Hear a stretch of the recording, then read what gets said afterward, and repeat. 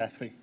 So before we start this proceedings of the Pinal County Board of Supervisors, August 6th, 2025, we'll have a invocation by Chaplain Donna Samoj.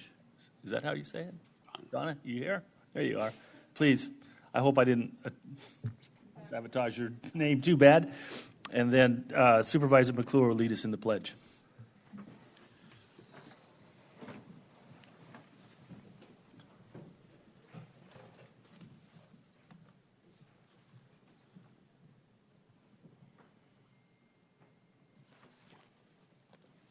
Almighty God, may your grace cover each aspect of this meeting.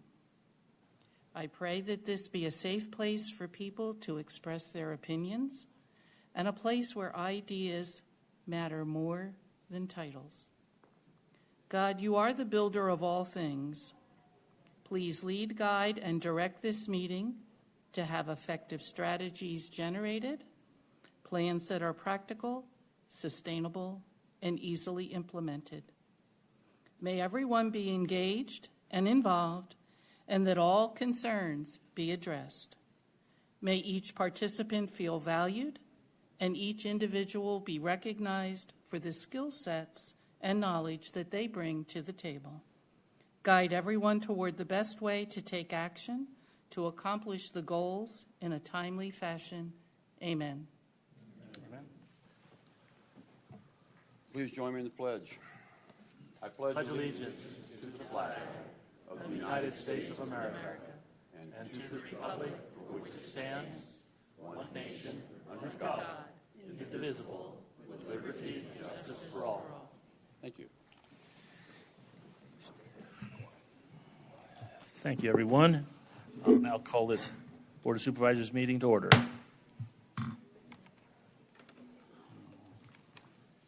First item on the agenda is the county manager's report. Thank you. Good morning, Chairman. Just have three updates for you this morning. Last week, we closed on our bond issuance. We ended up doing really well, oversubscribed, meaning more demand than supply. We were 4 times up to 8 times oversubscribed on our bonds.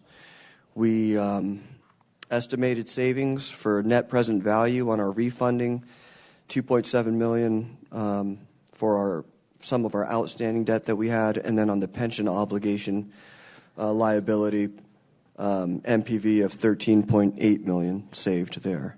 So that was a very successful issuance, and thank you for your approval on that. The other news is how Prop 495 has gone so far on the Santan Valley Incorporation vote. It's on our website, unofficial results up to this point. Out of 12,338 votes counted so far, there's 8,215 yes and 4,123 no. Some other statistics, there are about 2,524 plus or minus votes still to be counted between what we call late earlies, ones that were dropped off at drop boxes, polling stations, and provisionals. Just want to thank Dana for her leadership and for the excellent work of her team in executing a well-done election. If Santan Valley Inc. does end up passing after all votes are counted, they will use the 2020 census numbers for population for the most part for things like state share distribution. And I think that's around 93,000 plus or minus. But there's estimates, of course, that there are over 100,000 by now. We're in 2025 now. We will also work with you. One of the main statutory responsibilities is for this board to appoint their first council. So we will work with you in a future meeting in the near coming to go over what that looks like and how you all want to go about that. The other thing is that we have finished up our first Learn and Earn program that we did over the summer. And Deputy County Manager Mary Ellen Shepard, I believe, is here to help give a recap on how that went.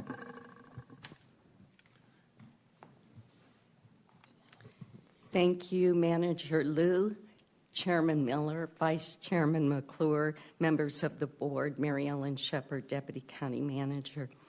As you are aware, this summer, Pinal County launched its first ever youth summer internship program, Learn and Earn. This 7-week program began in May and concluded in mid-July.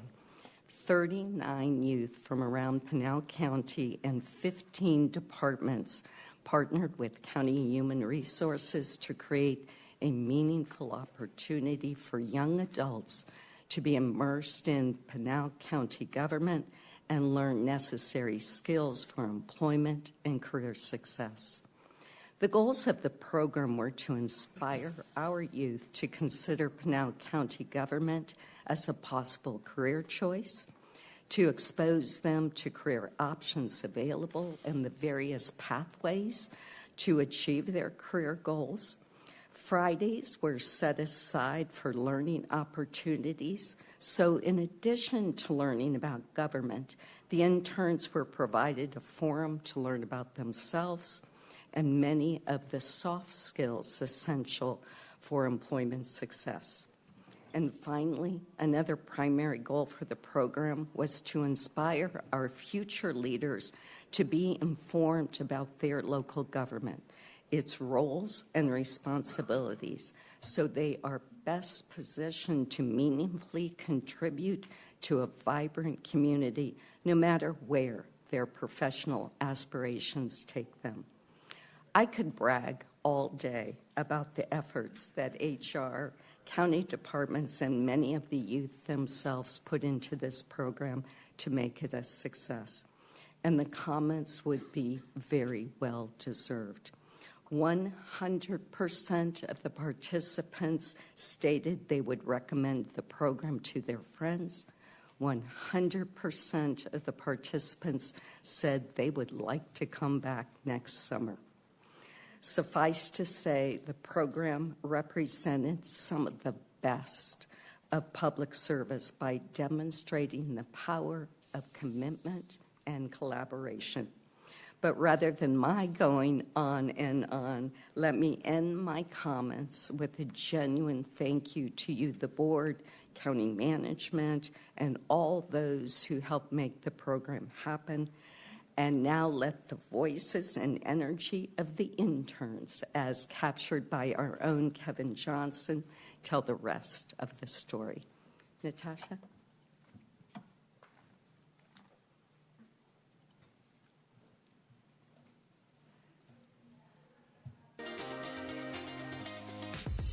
If I were to work at McDonald's, I'm not going to get training on Fridays about other careers. It's a great thing to have on a resume. County government experience, perfect. They're very genuine and kind, and they did help me along the way with me finding out what I want for my career and what I don't want for my career. If I had to choose to do this again, I would absolutely do it. And I've learned a lot and met a lot of great people. It's like a good way to get your foot in the door. It's like, I don't really know if I'm interested in it or not. Dip your toe, see what it's like. I knew I was going to be dealing with a lot, and I love a good challenge. I think this is better than flipping hamburgers and standing over a grill.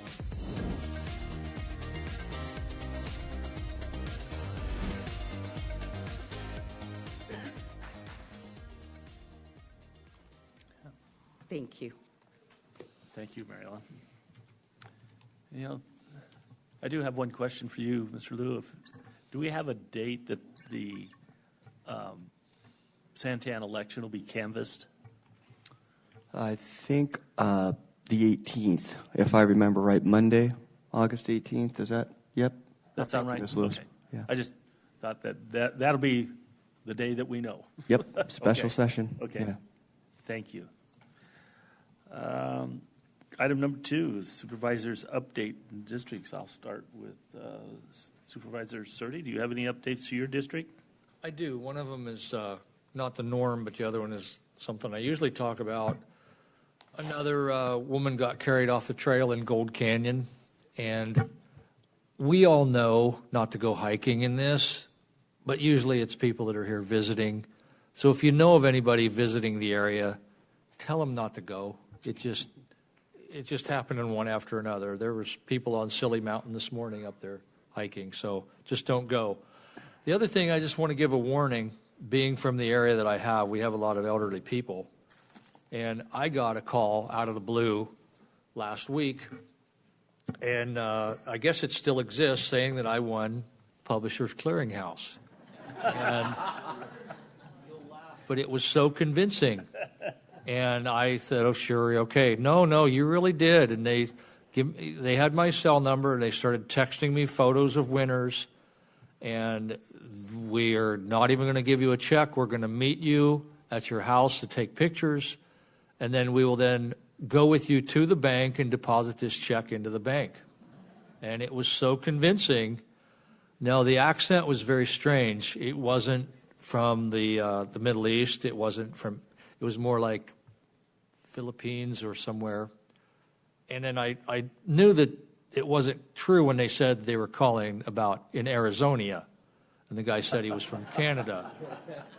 But again, we're laughing, but I know that people would have fallen for this. When they're going to escort you to the bank and deposit your check, and I also want a vehicle. So then where the hook finally was they wanted me to go to Safeway because they were going to pay all the taxes out of it. I just needed to do $505 to register, and then they would go meet me at the house. So that's how they would have got people at $500 a clip. And so we finally got it heated, and I said, well, no, I said, well, okay, then we're going to give it to a church or your favorite charity. And I said, Boys and Girls Club of Arizona, and it went click on the other end.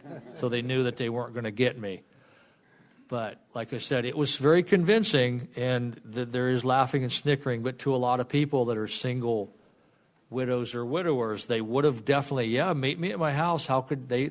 They had every answer down except for if they hadn't had that strange accent, And then I even said that I will have the county attorney meet me there. Oh, yeah, you can have the sheriff meet me there, which showed they didn't even know the difference of our society, that there's a difference between sheriffs and county attorneys. And then I did hand the information off to the county attorney. There were phone numbers there. And odds of catching them, no. But just be aware of anything like this. If you have neighbors and they're all excited because they think they've won something, they haven't. So let them know and talk them down. And $500 is a lot of money to a lot of our neighbors and relatives. So thank you. Thank you. Supervisor Goodman, do you have any updates for your... I'll keep it short. I'll try. You turned off my mic, didn't you? I think Leo stole the thunder already, but that's okay. I think this was an effort by all of us as a board and as a county to help give the support necessary in order for this to take place, Santan Valley to be incorporated. The final numbers aren't in yet, but I think if you look at the math, it tells itself what's going on. And so I looked for the day of being able to canvass this particular vote. What's good about all of this is the first time that it's ever been put before the citizens in the ballot form. First time ever. And they've tried to make this happen since 2010, multiple individuals. So the success of this has actually stood on the shoulders of many great people that were willing to take the risk and get out and let people know over the years. And so my hat's off to all of them. And it finally got before the people, and the people have spoken. And so, we'll do whatever we can in our power to help them. I am assured of that by my fellow supervisors, and I appreciate them for that. Supervisor Suddy, they're going to cut up my district and make it even smaller so that they won't even need me anymore. So, in 2017, the Pinal County did an area plan, a comprehensive plan, special area plan for Santan Valley. A lot has taken place since that time. And so what we've done is we've asked that a video be put together kind of illustrating the growth that has taken place over the years in Santan Valley. So if we could show that video.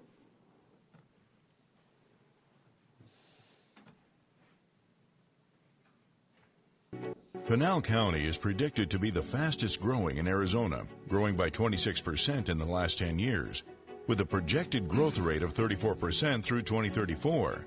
The population is expected to double by 2049, reaching just under 1 million people.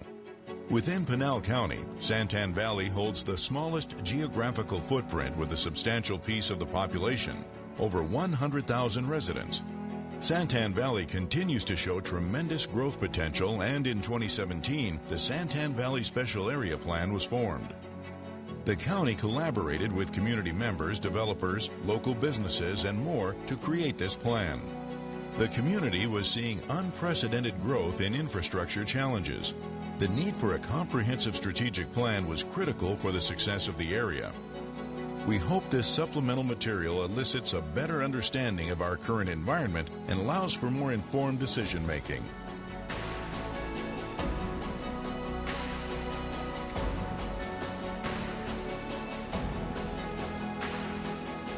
To better illustrate the growth that has taken place in the last several years, we collected data on all the residential developments that have been approved since the area plan was adopted.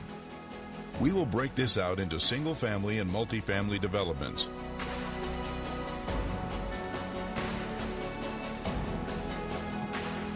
We'd also like to highlight any zoning changes and departures from the area plan that took place with respect to these projects.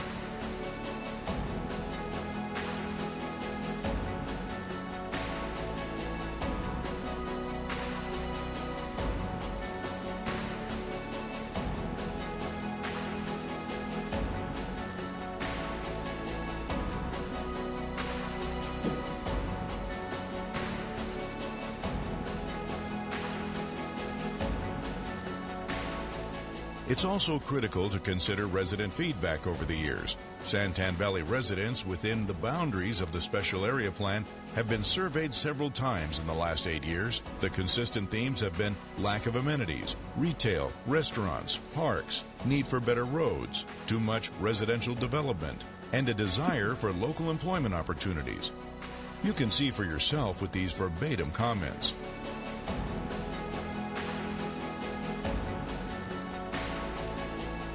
With respect to transportation, significant progress has also been made.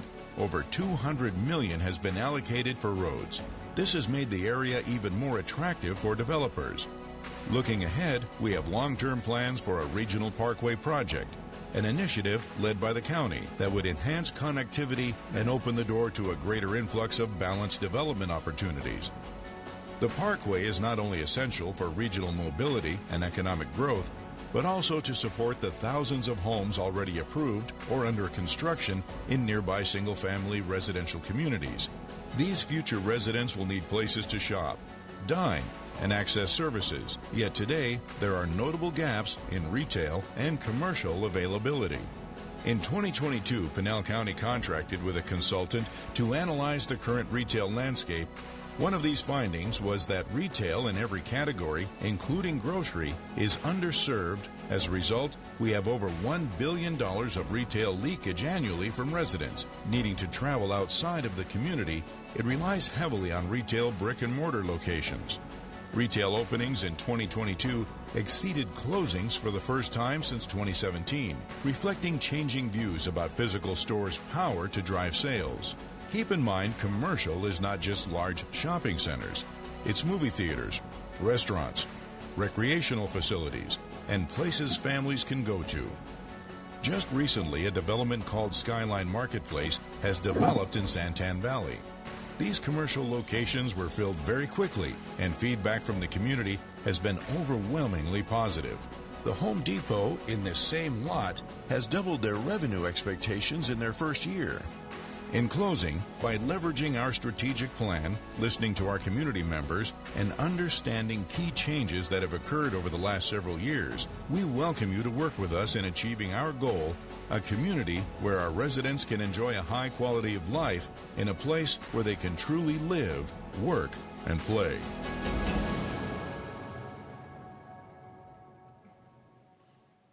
Okay. Nice. Short enough? Yeah, you guys end up putting a time I clock on you did all. like his announcer voice, though. I thought it was really great on the video. It's really good. Supervisor. Yes. His video reminded me of something that pertains to both of our districts. Tomorrow, late afternoon, down here, is it in this building? There will be a meeting on the 505, which is mentioned in there. Is that in this building tomorrow at 5 o'clock? Buddy, answer that question for us. Somewhere We'll down try here. and get an answer before the meeting's over today. That's good, yeah. Okay. If we could get that out there, because it pertains to this, and it becomes even more important with what happened yesterday. Sure. So. Thank you. I'm going to call you Mr. V from here on out. Rich? So, we started a project out at in Hidden Valley, Thunderbird Farms, the Vico Wash on July 7th. And it's a culvert and a bridge that's going to hopefully make it better for the people out there, so that way when that road floods out, that we won't have people in accidents. I spoke about that, and we had a video about it. But in the meantime, I've been asked to try to get something that's going to make it easier for people to get around it. So Development Services went out there, and we gave them a road that now takes them only 2 extra minutes to get around it. So the people out there have been very happy. And the cooperation of the people out there has been great. We put 15-mile-an-hour signs out there. And again, the bottom line is these guys did a great job for Pinal County, and I really do appreciate how quick they reacted. And that, by the way, I go out and I check that out. Once a week I go to see how the progress, so that way maybe they see a guy in a white car driving around, maybe they'll think there's somebody important out there. But just so they know that somebody from Pinal County is out there checking it out. So, and then also I had another constituent and a bunch of constituents call me about grading Val Vista. Not only are going to grade it, but they're also going to put down some slurry or some other stuff. I don't know the technical verbiage, but the bottom line is that we are reacting to our constituents in this area. So I just want to let them know out there they're very important to us, and we're going to keep working hard. And again, I want to thank everybody who took care of that. Also went to a couple solar and energy projects over the past 2 weeks that they're doing outreach to the communities. I also attended a breakfast with the mayor of Coolidge. I want to stay in touch with our constituents in the other cities. Then tonight I'll be going to Queen Creek to their city council meeting. Last night I went to the city of Maricopa's meeting. Then we also went to CoreCivic. Jeff and I believe, we went to CoreCivic, and we learned about that jail and just to check it out and hear what they had to say about it. So that was nice, a luncheon. And that's really about it. After that, we have a meeting to go to, so it's all yours. Supervisor McClure. Thank you, Chairman. So as many may recall, I've been playing with grandkids this week, so I'm like really worn out, but anyway, back to business. Back in May, we had, oh, by the way, hi kids, if you're watching. Back in May, we had a couple fires in Oracle. One was a small fire. It was 10, 15 acres, and it was cut down pretty quickly. I believe it was a Tuesday night. I can't remember, but anyway, the good thing about that fire is that it was put out quickly and no homes were lost. The unfortunate side is the next day there was a fire that started on the south side of Oracle, and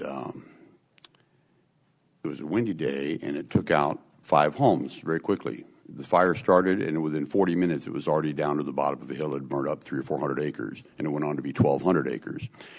So the fortunate side was we had fire crews on hand and air assets that were immediately available. And so this is about that fire. If you could please run the video.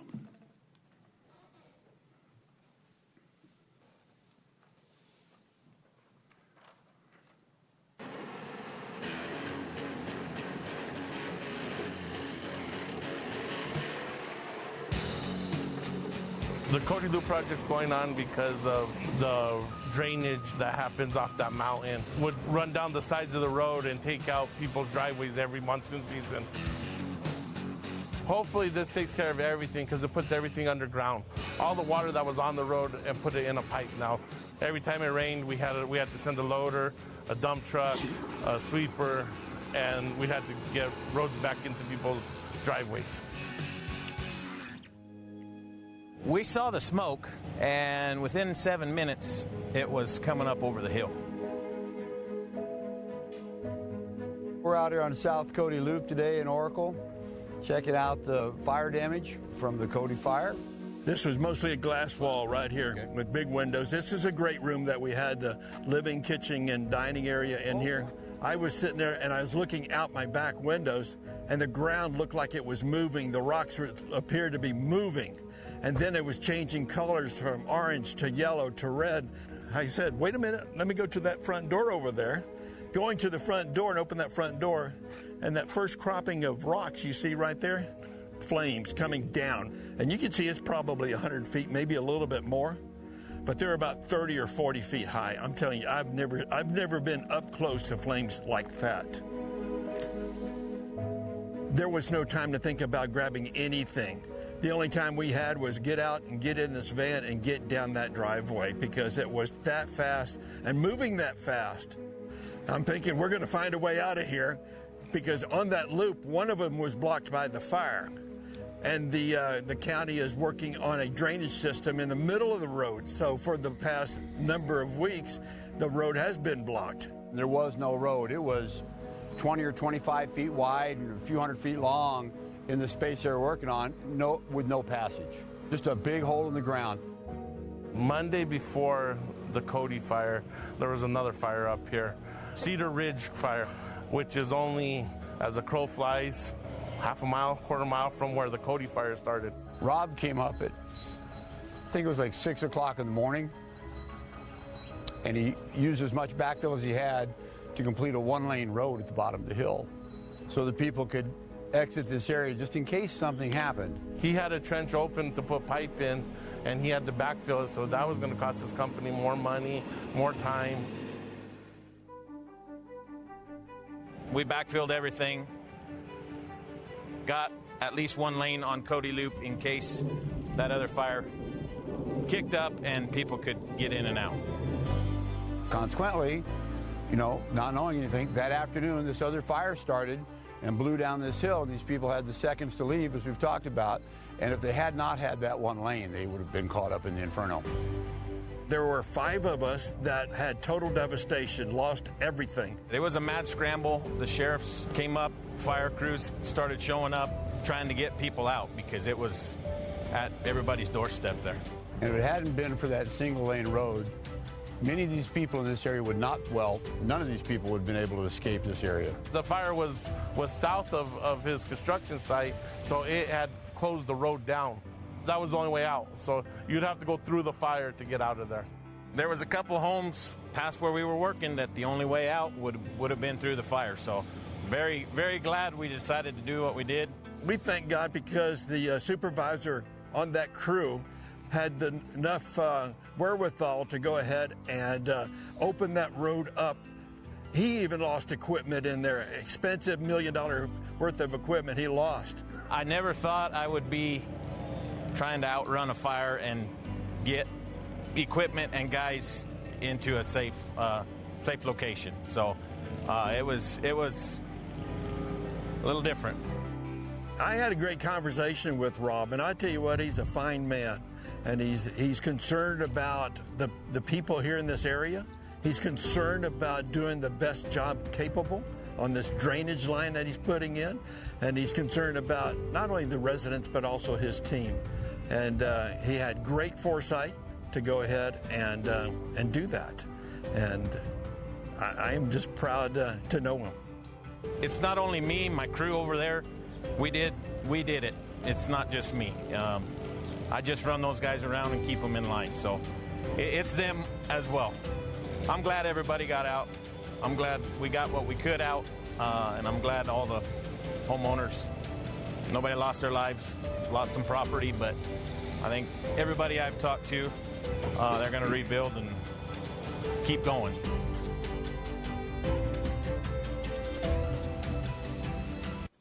So, thanks to DBA Construction and Rob and his group. I do have to say one thing. You saw those planes dropping the pink slurry. The president of the fire board in Oracle, I was talking to him the night of that fire, and he said, I'm sure my home's gone because I saw the home up the hill from me burning, And I saw him the next day, and he says, well, I got to tell you, my new favorite color is pink. They laid a line right down, right across his property. His whole house was covered like a Barbie house. Just so anyway, but that was the good side of that story. But anyway, so thank you to DBA Construction. Great. I know those guys. I used them in the past. Okay, well, thank you. I don't have a lot. I do have a video, but I think the only thing I've got on my calendar is tonight I'll be at the annual Pinal County Farm Bureau meeting, annual meeting for the Farm Bureau, and speaking there to my ag friends. But there is that legislation that we did get through that I started December 9th, 2019, and I think they have a video of the signing. So if you want to run that, or whatever it is. It's just a photo. So, yeah, the gentleman I wanted to point out is not in that photo, but the gentleman by the name of Patrick Adams is the natural resource director for natural resources for Governor Hobbs' office. As soon as Governor Hobbs took office, and I'm not even sure why Patrick and I met, but we had a meeting, and we both came to the conclusion that we were going to continue to work on solving this problem in Pinal County and see if we can't come up with a policy and some legislation to give us a future. So I have to thank Patrick and the governor's office for having the faith in me to reach out to me and continue to talk. And it took 6 years total. That's 2 different governors, but we got something that worked there. So I really appreciate the governor's office for having the confidence in me to continue talking and then coming up with a solution. So I think that's a good thing. That's all I have. We all good? Thank you. Chairman, just as an update for the question, that 5:05 meetings tomorrow at Florence High School at 5:30. Florence High School at 5:30. Okay, thank you. Brings us to item number 3, discussion, approval, or disapproval of the Purchasing Division report for August 6, 2025. I think it's Tracy. Tracy. Hi, how are you? Good, how are you? Good. Good morning, Board of Supervisors, Chairman and Vice Chairman. I'm Tracy Gorman, Purchasing Manager for Pinal County, and this is the Purchasing Division report for August 6th. In this report, the Board is requested to approve 5 contract amendments for RFP 200935 for the Dudley Transfer Station Operator, RFP 230628 for weed abatement services, RFP 233928 for printing and design services, IFB 240328 for asphalt maintenance services materials, RFP 244129 for inmate communications. We are also requesting the Board approve 4 competition and practicals over $100,000 per Procurement Code Section PC1-502. There are 9 cooperative purchasing agreements we would like to notify you of, as they are between $100,000 and $250,000. And lastly, we are seeking approval of 3 cooperative purchase requisitions over $250,000. Any questions? And that's your report? That's Any right. questions of the Purchasing Division report? Board's pleasure.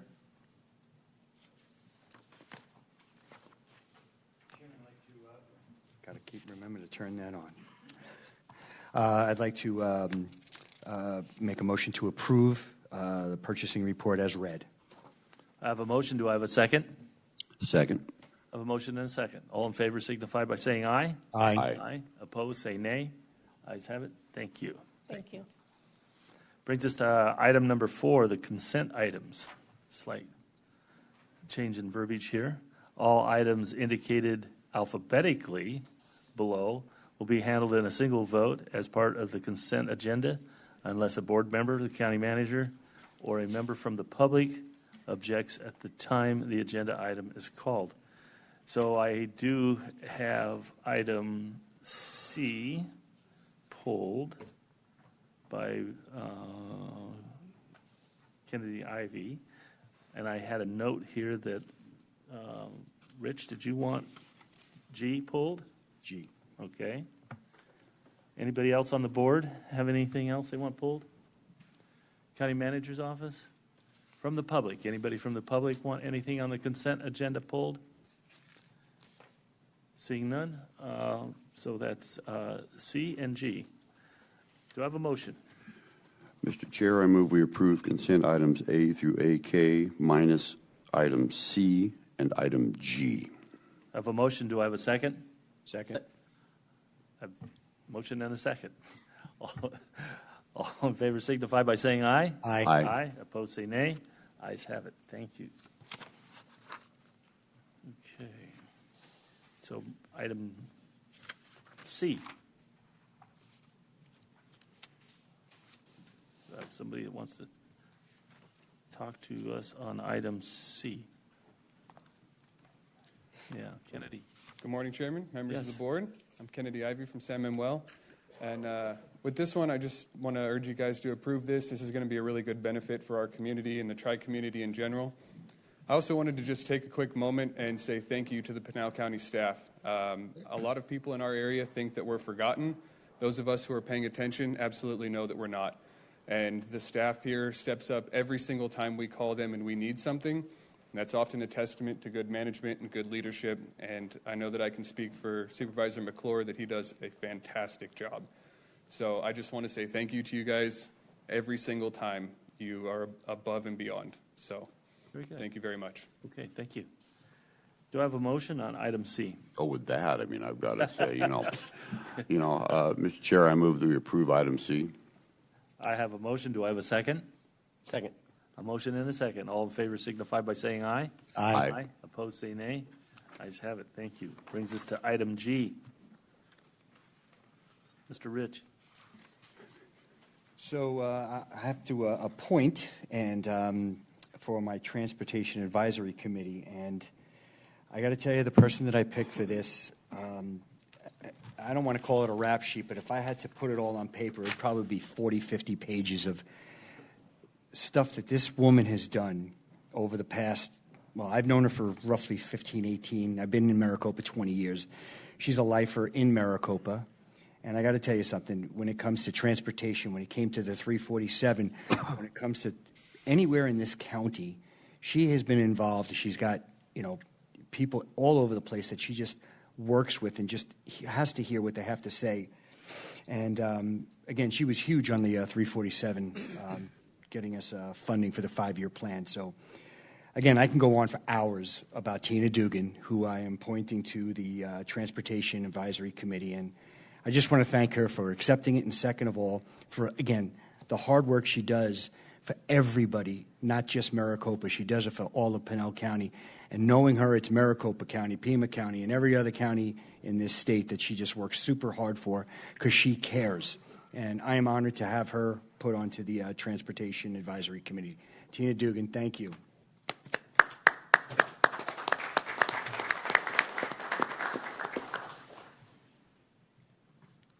With that, do I have a motion? Mr. Chair, I'll make a motion. I just want to thank Lindsay Randall for stepping up to take a position on the TAC as well. She's not here today, I'm pretty sure. Okay. But I just want to thank her. Is Ms. Dugan here? Yeah. Oh, okay. All right. Well, let's get the motion. Do I have a motion? There you go. Mr. Chair, I move we approve item G as presented. I have a motion. Do I have a second? Second. I have a motion and a second. All in favor signify by saying aye. Aye. Aye. Opposed say nay. Ayes have it. Thank you very much. Are you going to do a little? Absolutely. We insist. They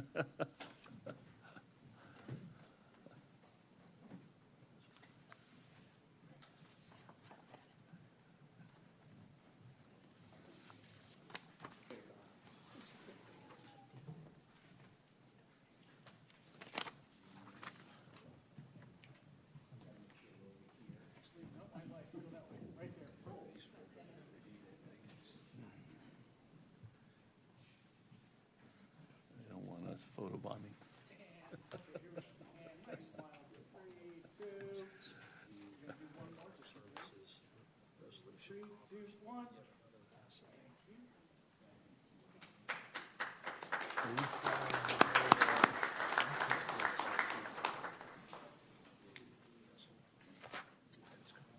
Very good. Thank you. Okay, I'm going to recess the Board of Supervisors regular meeting and open up the Pinal County Pinal County Flood Control District Board of Directors. That's opened. So, let's get to the flood control. I went right by it. First item on the flood control is consent items. All items indicated alphabetically below will be handled as a single vote as part of the consent agenda, unless a board member, county manager, or a member of the public objects at the time of the agenda item called. So, anybody want anything pulled from the flood district board? Board? Citizens? Okay, seeing none, do I have a motion? Mr. Chair, I'd like to make a motion that we approve items, or the consent items as presented. I have a motion. Do I have a second? Second. I have a motion and a second. All in favor signify by saying aye. Aye. Aye. Aye. Aye. Say nay. Ayes have it. Thank you. And I think that was A through D.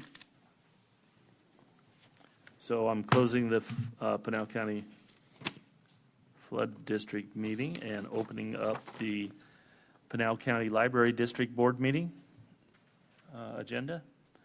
All items indicated alphabetically below will be handled by a single vote as part of the agenda item, unless a board member, county manager's office, or a member of the public objects at the time the agenda item is called. Anybody want anything pulled from the library district? Here, there, anywhere? Seeing none, board's pleasure. Mr. Chair, I move we approve the Pinal County Library District agenda consent items A and B as presented. I have a motion. Do I have a second? Second. Second. All in favor signify by saying aye. Aye. Aye. Opposed say nay. Ayes have it. Thank you. And then brings, I'm going to close the Library District meeting and open up the Pinal County Public Health Services District meeting. Consent items. All items indicated alphabetically below will be handled as a single vote as part of the consent agenda, unless the board member, county manager, or a member from the public objects at the time the item is called. Anybody want anything pulled from this agenda? Consent items? Seeing none, the board's pleasure. Mr. Chair, I move we approve the Pinal County Public Health Services District agenda consent items A through D as presented. Say A through E. Oh, I'm sorry. Wrong page. A through E as presented. Thank you. Do I have a second? Second. I have a motion and a second. All in favor signify by saying aye. Aye. Aye. Opposed say nay. Ayes have it. Thank you very much. So I'm going to adjourn the Library District meeting and reopen the Board of Supervisors regular meeting. Brings us to item 8, which is call to the public. Call to the public is a time and period for the members of the public to address the Board of Supervisors to provide public input relating to subject matters within the Board of Supervisors' authority or jurisdiction. Those wishing to address the Board of Supervisors need not request permission in advance. Action taken as a result of the public comment will be limited to directing the staff to study the matter or reschedule in a further for further consideration and discussion at a later matter. So do we have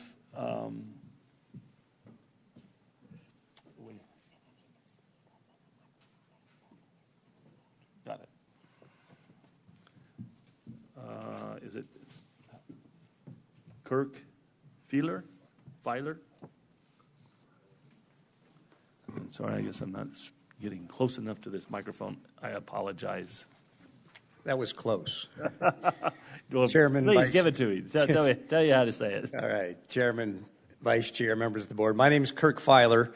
I am the Pinal County GOP Chairman, but I'm here on behalf of a little church I go to in Oracle called Living Word Chapel.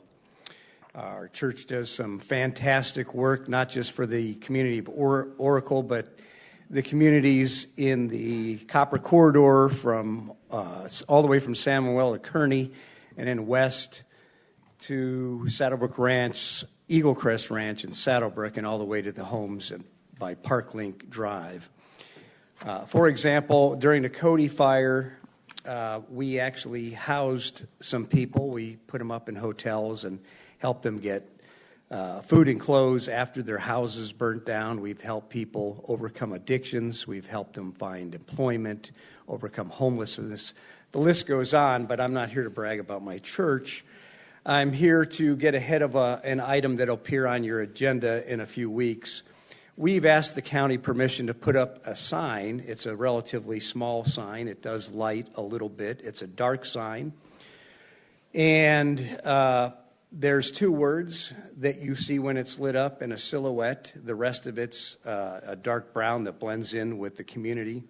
I believe it's past the planning committee or the committee that it was just done in. It will come up for a vote here soon. And I've already talked to Supervisor McClure about this, our district supervisor. Of course, he's always willing to help.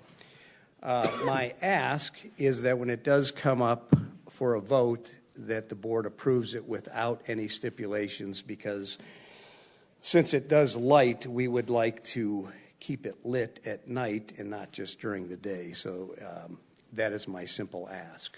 Thank you. Okay. Thank you. Anyone else from the public that would like to speak to the Board of Supervisors as a call to the public? Mr. Revelis.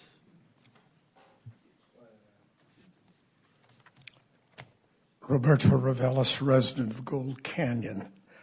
Mr. Chairman, members of the board, first off, congratulations to the voters of Santan Valley who exercised their right to vote in a very constructive manner.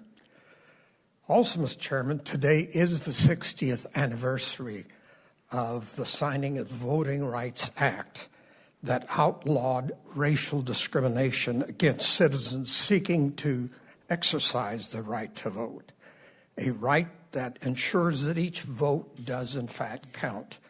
And yet, that basic right today is sadly not valued nor exercised by too many of our fellow Americans, by people who do not exercise their right. It's a basic civic right that is under attack in many foreign dictatorships and nations, but also, unfortunately, here in the U.S. In Texas today, where extreme partisans are cynically using the overwhelming political power of the state and federal government to diminish the equal value of voters by that radically gerrymandering districts solely to increase their current hold on political power. Sadly, this infects both major political parties. I'm hopeful that all eligible citizens wake up to these crises that we're experiencing in Texas and throughout the nation, crises characterized by a purposeful attempt at politicizing our nation's public education system, our public health, our public safety, and sadly, our judicial system. Attacks that in fact threaten all of our institutions that are basic to our democratic constitutional republic. As a member of a community that I myself in the past experienced attempts to diminish my vote, I'm proud to celebrate today's 60th anniversary of the Voting Rights Act, and I encourage the board to direct staff at drafting a proclamation celebrating and affirming Pinal County's commitment to our citizens' right to vote. Thank you, Mr. Chairman. Thank you.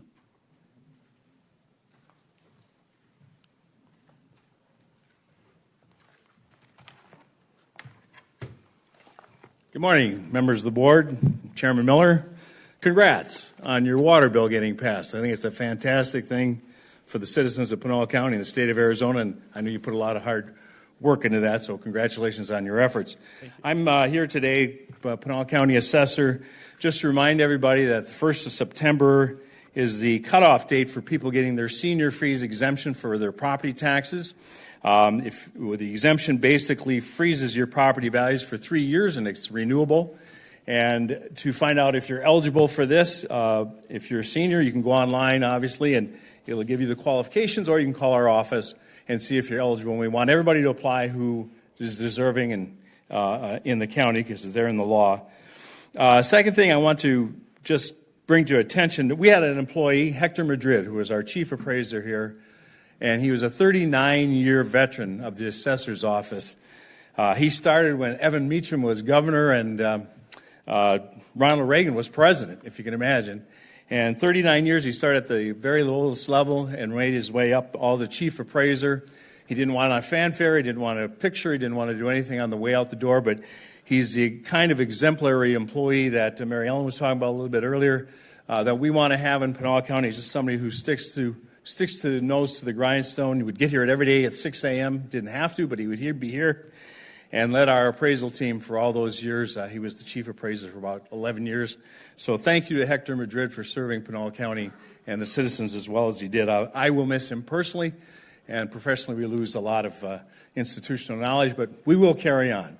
And last, the PAL program, the Asset Protection Plan for your parcels, is going well. You can sign up anytime for that. We want to remind people, if they're in one of our offices or they're here in Florence, to sign up for that. It doesn't cost anything, and it just takes a few minutes to help protect your property from theft.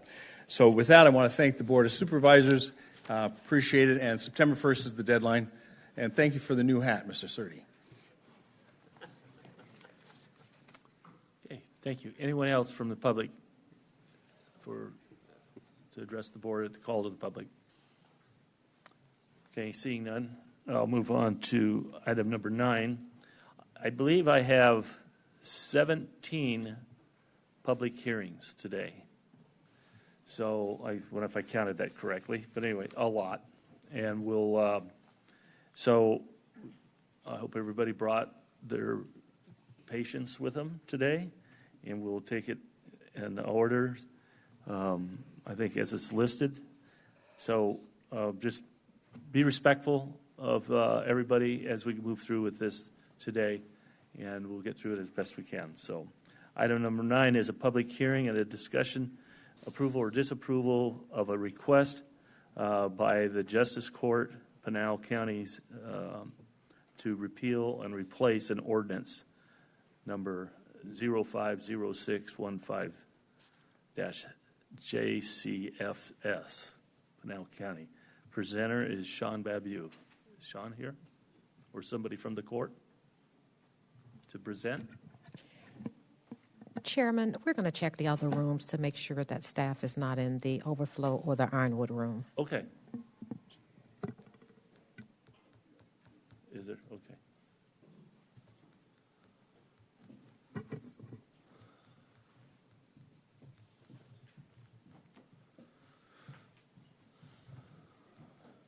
Okay.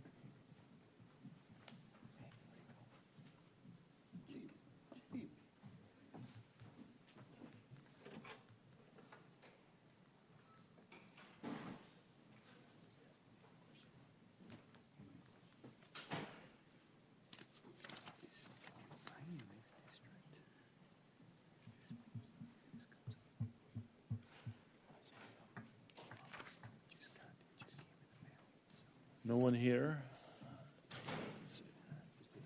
from the Justice Courts that can even respond to this? I don't know. Well, I'm going to open the public hearing because it's been advertised. So without a presentation, the public hearing is open. Would anybody like to speak to this item, number 9? Seeing none, I close the public hearing.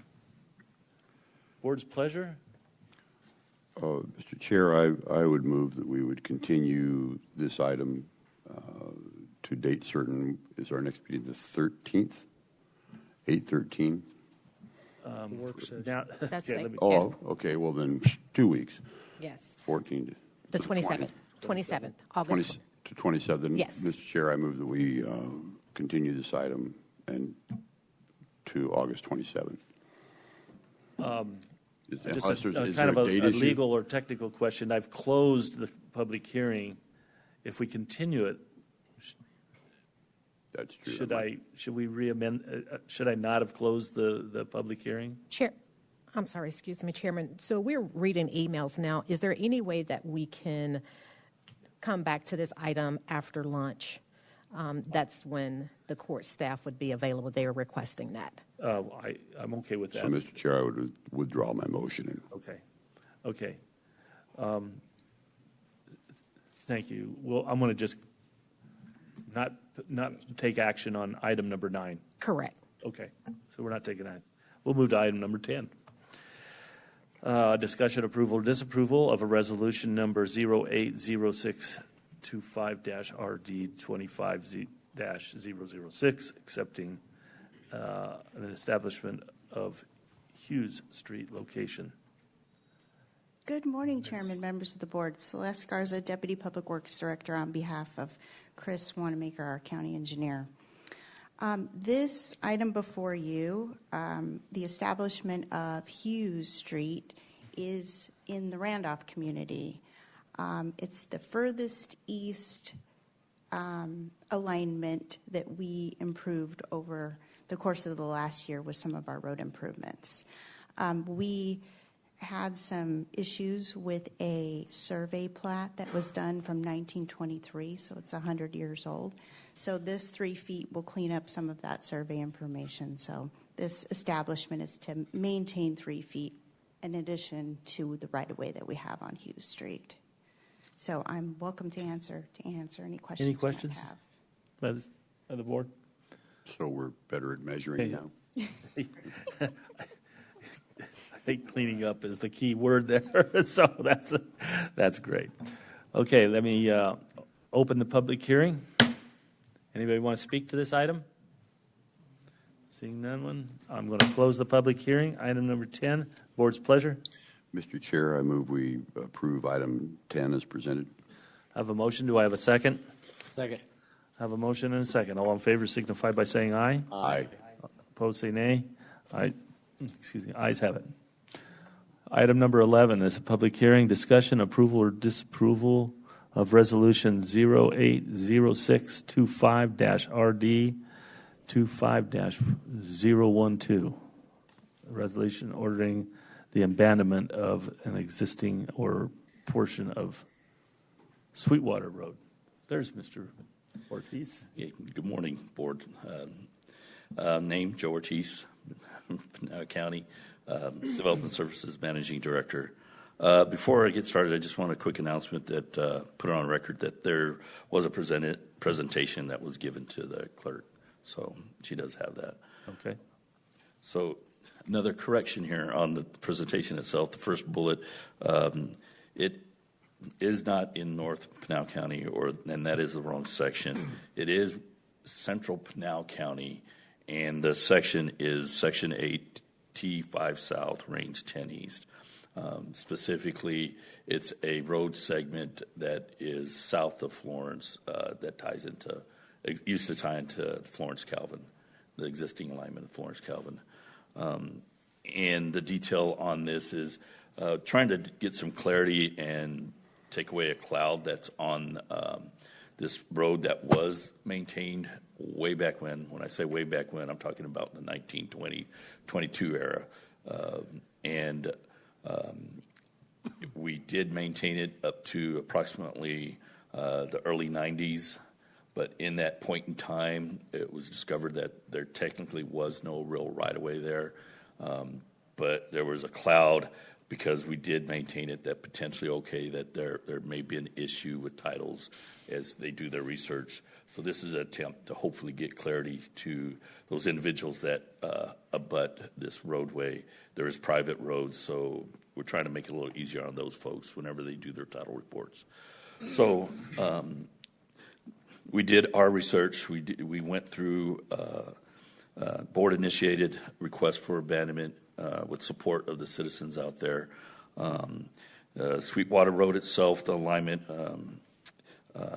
was, like I mentioned, maintained, but we stopped maintenance back in the 90s. Right now, there is legal access for all the surrounding parcels. So with this abandonment, we would not creating any landlocked parcels.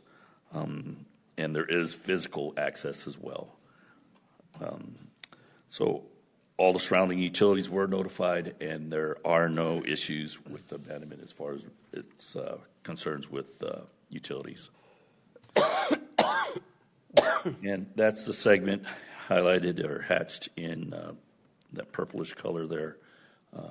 And as you can see, it does cut diagonally through a lot of private parcels. So, like I said, this is an attempt to hopefully get that clarity there that we no longer need to maintain that road.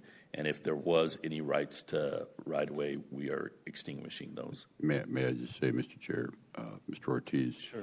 Right there in the middle of that darker brown one, the 3008M, there's a house right in the middle of what would be a road. So, kind of an issue, Correct. That'd be a little trouble there. Nice. Issues with our grader. No. Okay. All right. Put pictures. So, just for some clarity, for the motion, we'll have to include this new number and range and all that. The legal descriptions themselves are correct, and Yes. the resolution is correct. It's just this presentation. Just in the presentation. okay. Correct. So the resolution is correct. Yes. Okay. All right. Any questions of Mr. Ortiz at this time? Seeing none, I'm going to open the public hearing. Anybody like to speak to this item from the public? They're rushing. Yeah. Hearing and seeing none, I'm closing the public hearing. Board's pleasure. Mr. Chair, I move we approve item 11 as presented. I have a motion. Do I have a second? Second. I have a motion and a second. All in favor signify by saying aye. Aye. Aye. Aye. Opposed, say nay. Ayes have it. Thank you. Brings us to item number 12. Also has a public hearing component. This is a decision, approve or disapprove ordinance number 2025 PZ012-25. Good morning, Chairman, board members. My name is Valentin Panchenko, planner. I'm here to present to you two cases, rezone PZ-012025 and PD, Planned Area Development Overlay District, PZ-BD-007-25.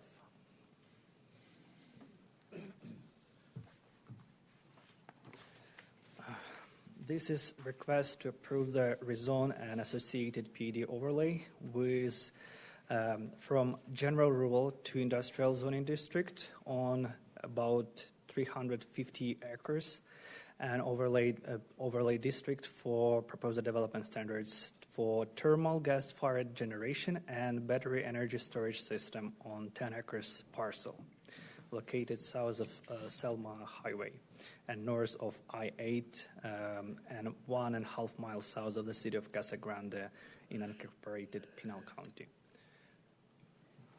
Here's a location of the project. Here is the zoning map. Currently general rural, proposed industrial, I-3 with PED. Here's vicinity map. Aerial map is currently partially vacant, partially agricultural.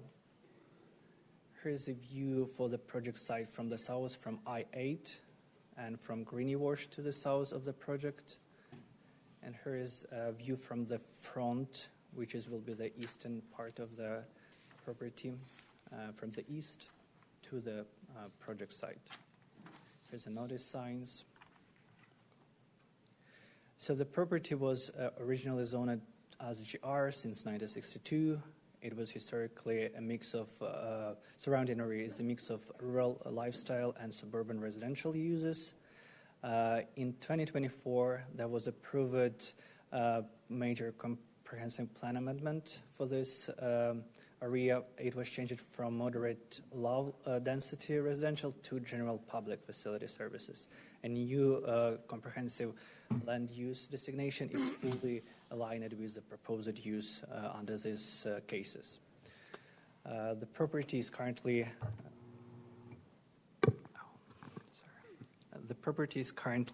agricultural, surrounded by GR zones, and there's residential areas to the north and to the west of that property, and some residential property to the northwest.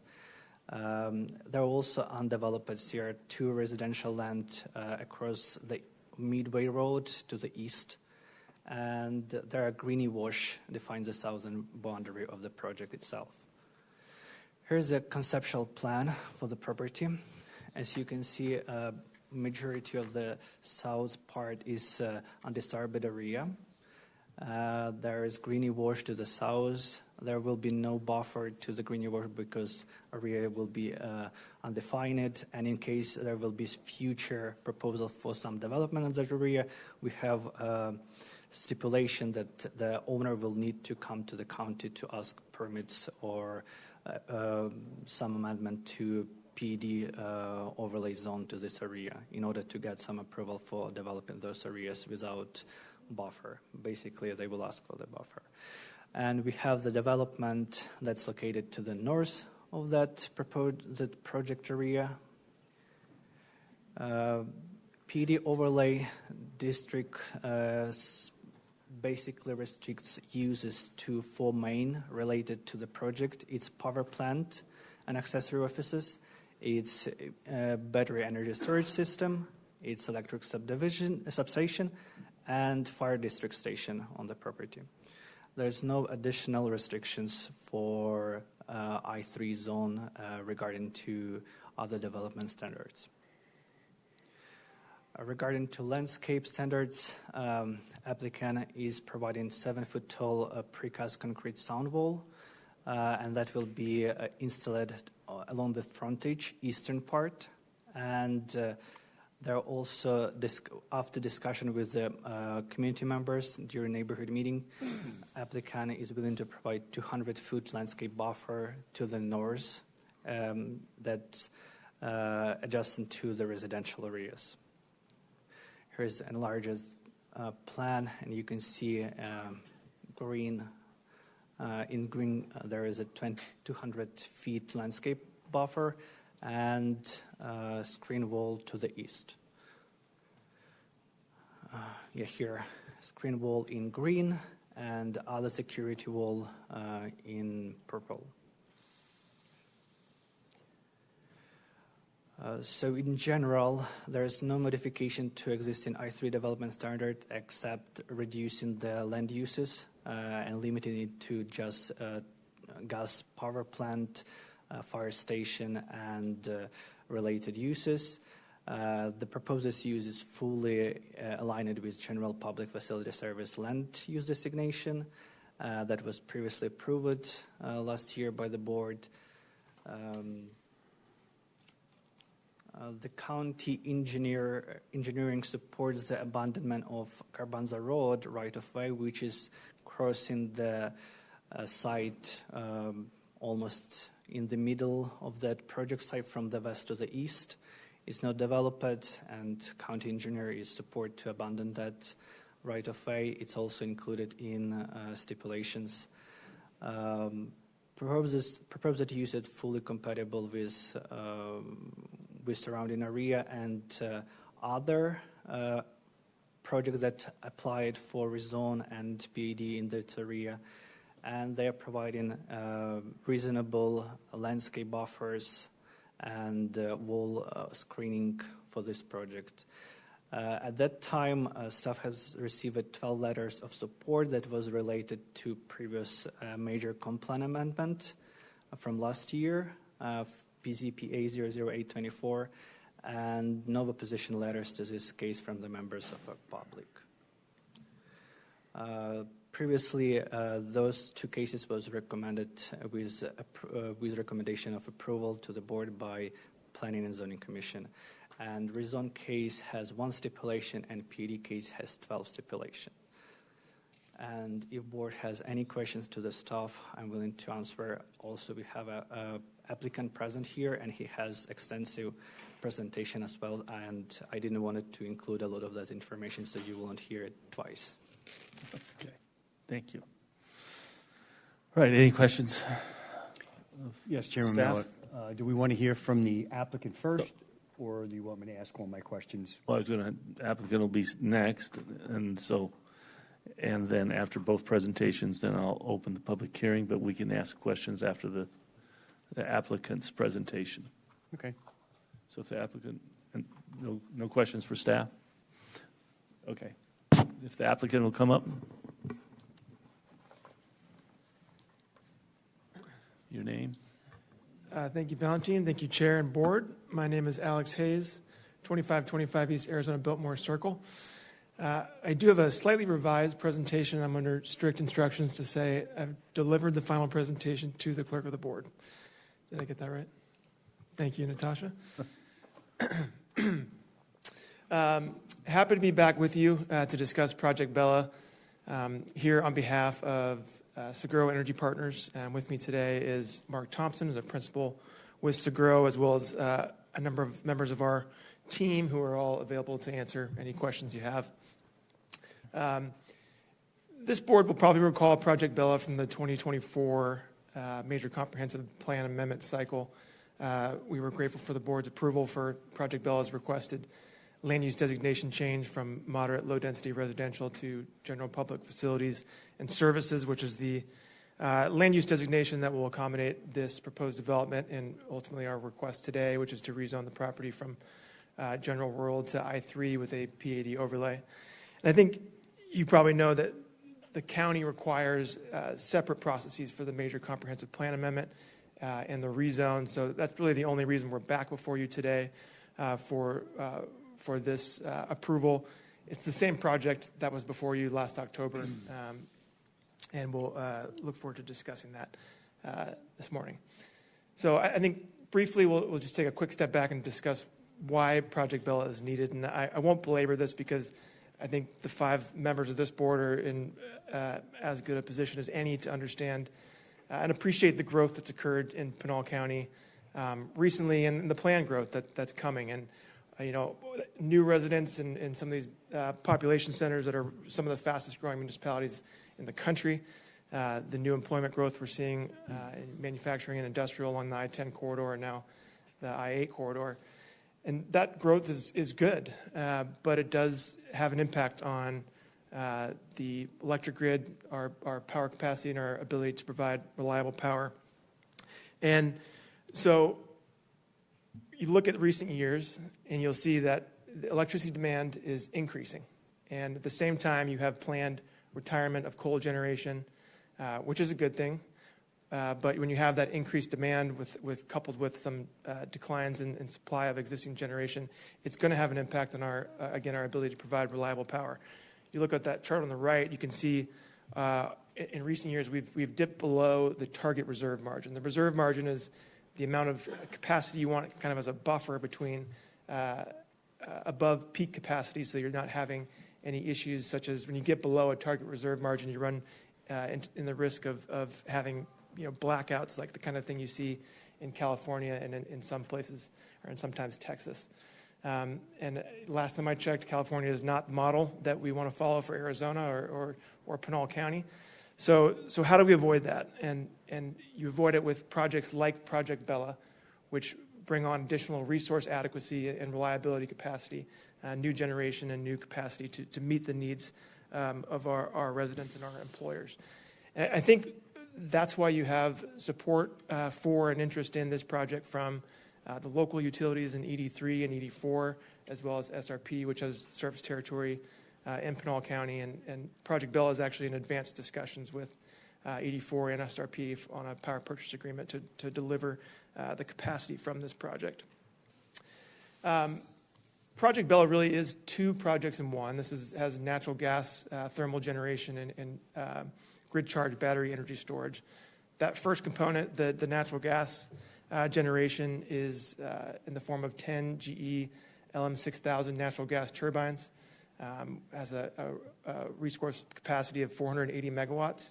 And I think that the important thing to note about the natural gas component of this project is that it's what's considered a peaker plant. So this is only going to be operational when there's demand on the grid that can't be met by the existing generation. And you compare that with something like a combined cycle plant, which is natural gas generation providing more baseload power that's kind of constantly running. These turbines will only be utilized during those periods of peak demand. For example, in the summer months or the hotter months when later in the day solar generation is declining, but demand's actually increasing because it's the hottest part of the day. People are getting home, they're turning on their TVs, their microwaves, what have you, and that demand's increasing while generation from the renewables is declining. That's when you'll see these turbines run. You probably won't even see them being utilized in the cooler months, your January to March timeframe. At that point, it's just a lower demand, and it probably won't be needed. The second component is the grid charge battery energy storage. This will include about 440 megawatts of capacity, and it will store the power in the batteries during the day when there's cheap and abundant solar, and then redeploy it during those periods of peak demand. It's called load shifting, and it helps the ability to provide reliable power. Helps actually to integrate the renewable like solar and make those kind of more practical. And it helps with frequency regulation, which is kind of that real-time balancing of demand and supply. Both these project components are anticipated to be operational by spring of 2028 so that they can be utilized during those summer months in 2028. So when you look at the conceptual site plan, and Valentin kind of touched on this, you can see that the full site itself is about 350 acres, but the project footprint itself is only about 160. And so you think 160 acres and you get a little over 900 megawatts of capacity. You compare that to solar, and you're looking at 10x that amount of land. So it's a very efficient land use from a kind of a megawatt per acre standpoint. The project footprint is located in the northern portion of the property. It allows for some substantial buffers. Part of that is due to the floodplain from the green wash, but the facility is located entirely out of the floodplain. I think one thing that's worth noting on this site plan is you can see and Valentin touched on this, but along the northern perimeter and the northwestern perimeter adjacent that existing residential zoning and residential and rural zoning, we are providing a 200-foot landscape buffer and also an 8-foot raised berm. So that berm has kind of a 4-to-1 slope ratio. So for 4 feet of setback, you get 1 feet of height.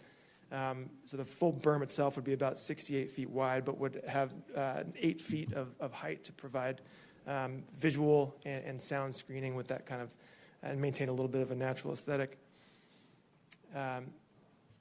You can see the wall plan. With a facility like this, you can imagine there's some security concerns. You want to maintain site security, and so around the project perimeter, you'll have security fence, 7 feet tall. And then along the Midway Road frontage, there's a solid wall for sound and security screening. As Valentin touched on, this request is for I-3 with the PAD overlay. From the development standard standpoint, we're not actually deviating from any of the I-3 standards, with the exception of that landscape buffer. We're building in an additional landscape buffer requirement via the PAD.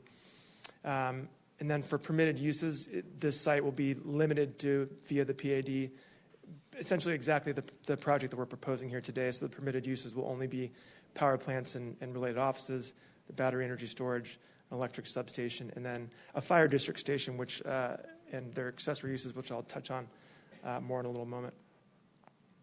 Here you can see a perspective rendering of what the project will look like. This is from Corman Road and Mammoth Drive, so looking northwest at the site.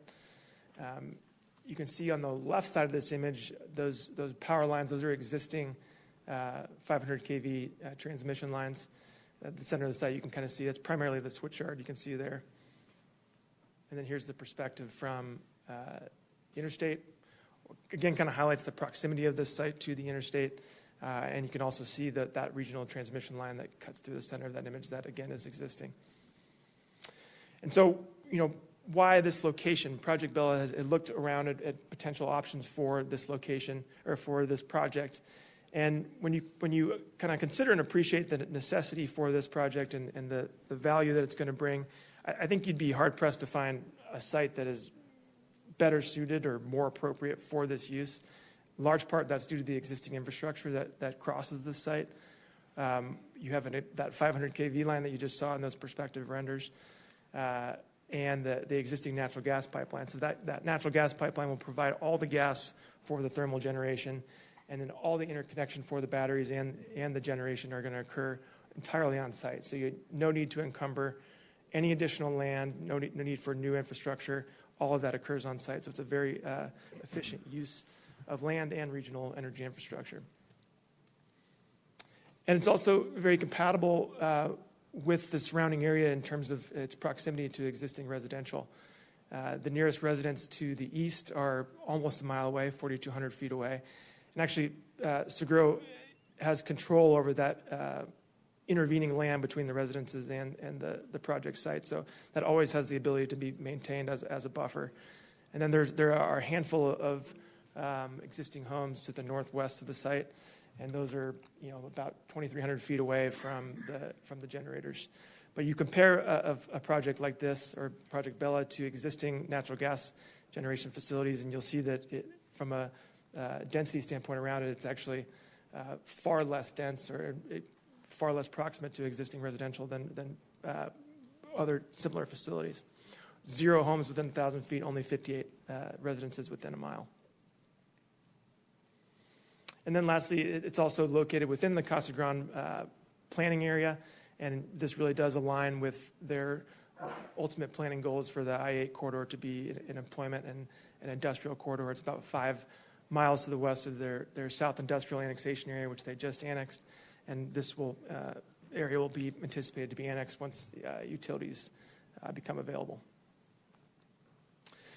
So this project is a little unique coming before you now. I think a lot of times you see a major comp plan or a rezone, projects are coming at a really conceptual phase. They haven't done a lot of the kind of permitting work. Project Bella, this is actually the last entitlement needed for this project to move forward. Already has its air permit, already has its ACC approval for the Certificate of Environmental Compatibility. And through those processes, there's been a lot of outreach, a lot of community engagement, a lot of public hearings. And so we've worked with this community quite a bit, the existing residents that do live around this site. And, at the beginning, I think when they learned about this project, they understandably had questions. I think we all would. But the more we've been able to discuss the project, discuss the facts of the project, and educate them on what this project actually is versus what you might, some assumptions that might have been made. I think we've seen some of those, the majority of those concerns alleviated. And I think that's evidenced by the fact that I don't believe we have very many people from the surrounding area because we've, been able to address their concerns and get them comfortable with what we're proposing here today. And some of those factors and there's questions we heard were about, I think one of the principal ones was water. There were concerns that this project would use too much water, affect their wells. But the reality is that this project is going to use less water than is used on the site today with the agricultural operations. The current ag operations, they're pumping about 466 acre feet on average. Our projected use to pump on site is 205 to 320 acre feet. Maximum is 420 acre feet, and this is related to our air permit and how much this facility can operate. But so in no circumstance would we pump more than 420 acre feet. So in that situation, in that maximum use scenario, it's still a 10% reduction from the existing use. Based on our projected or anticipated use, it's probably more like half of the existing water use. As I mentioned, the air permit has already been issued by the Pinal County Air Quality Control District. That air permit was reviewed by the Air Quality Control District and EPA for compliance with national ambient air quality standards. Those standards are designed to protect human health and welfare. So that permit that was issued establishes the operational parameters of this project and maintains or requires continuous emissions monitoring, reporting, and ongoing compliance. So can be sure that this project is in compliance with air quality standards. Another question we heard was about noise, and I think a lot of people were very interested to learn that, one, under no circumstances can this project exceed the noise standards that are in Pinal County noise ordinance. But the modeling on this project actually, there were receivers used on kind of some of the nearby residential, and the modeling shows only an increase of 1.5 decibels over the existing background noise, and 1.5 decibels is considered barely perceptible to the human ear. So the impact of this project from a sound standpoint will be entirely negligible. That's the model. Once this thing is built and commercially operational, we will go out and test what the actual noise levels are, and we must maintain the compliance with that noise ordinance. And if it's not, we'll provide additional sound mitigation measures. There are engineering solutions, digital screening, baffling. There are options to reduce that. But the noise ordinance requires us to be below 65 during the day, 60 decibels at night. We're looking at more. The modeling shows it's more like in the high 40s or low 50s. So we're well below those thresholds. Another thing that came up during our community engagement efforts was the idea. It was kind of twofold. One was to maintain communication with the residents in the surrounding area. And this initially led to the idea of establishing a community working group. That would be kind of an outlet for residents in the surrounding area to be informed and maintain communication with the project team. And we also, Seguro and Project Bella, they've committed to funding this working group with $4.1 million over a 10-year period. So a very substantial amount of money. And we're in trying to figure out the best way to implement this. We've kind of settled on kind of separating those two processes from a funding standpoint. We're going to be partnering with a community foundation or establishing one if that makes more sense, but to establish a grant program to be able to administer the dispersal of those funds to the community that would be intended for residents within a mile of the project site for projects like landscaping, community beautification, energy efficiency, or even related to their wells for water quality testing or rehabilitation of the wells. And then we'll establish a constant point of contact for residents in the area so they can always have someone to be in touch with related to this project. We'll maintain our website that will be constantly updated with all of our reporting, and again, maintain that kind of connection to the community so that they always have somebody to speak with if they have any questions or concerns. And then this was another big one that came up through all of our conversations and due diligence and outreach, was the fact that there is no fire jurisdiction serving this area. And that's not just true of this site, it's true of the surrounding area. We heard that from some of the residents, if the current plan, if a house catches on fire, the plan is to let it burn. And that's not good for the residents in the surrounding area under their existing condition, and it's not good for a project like this. So we've been collaborating with the Pinal County Fire and Medical Authority. This is an effort of the Arizona City Fire District to establish a broader jurisdiction for that effort, and which would include not only these project sites but the surrounding area.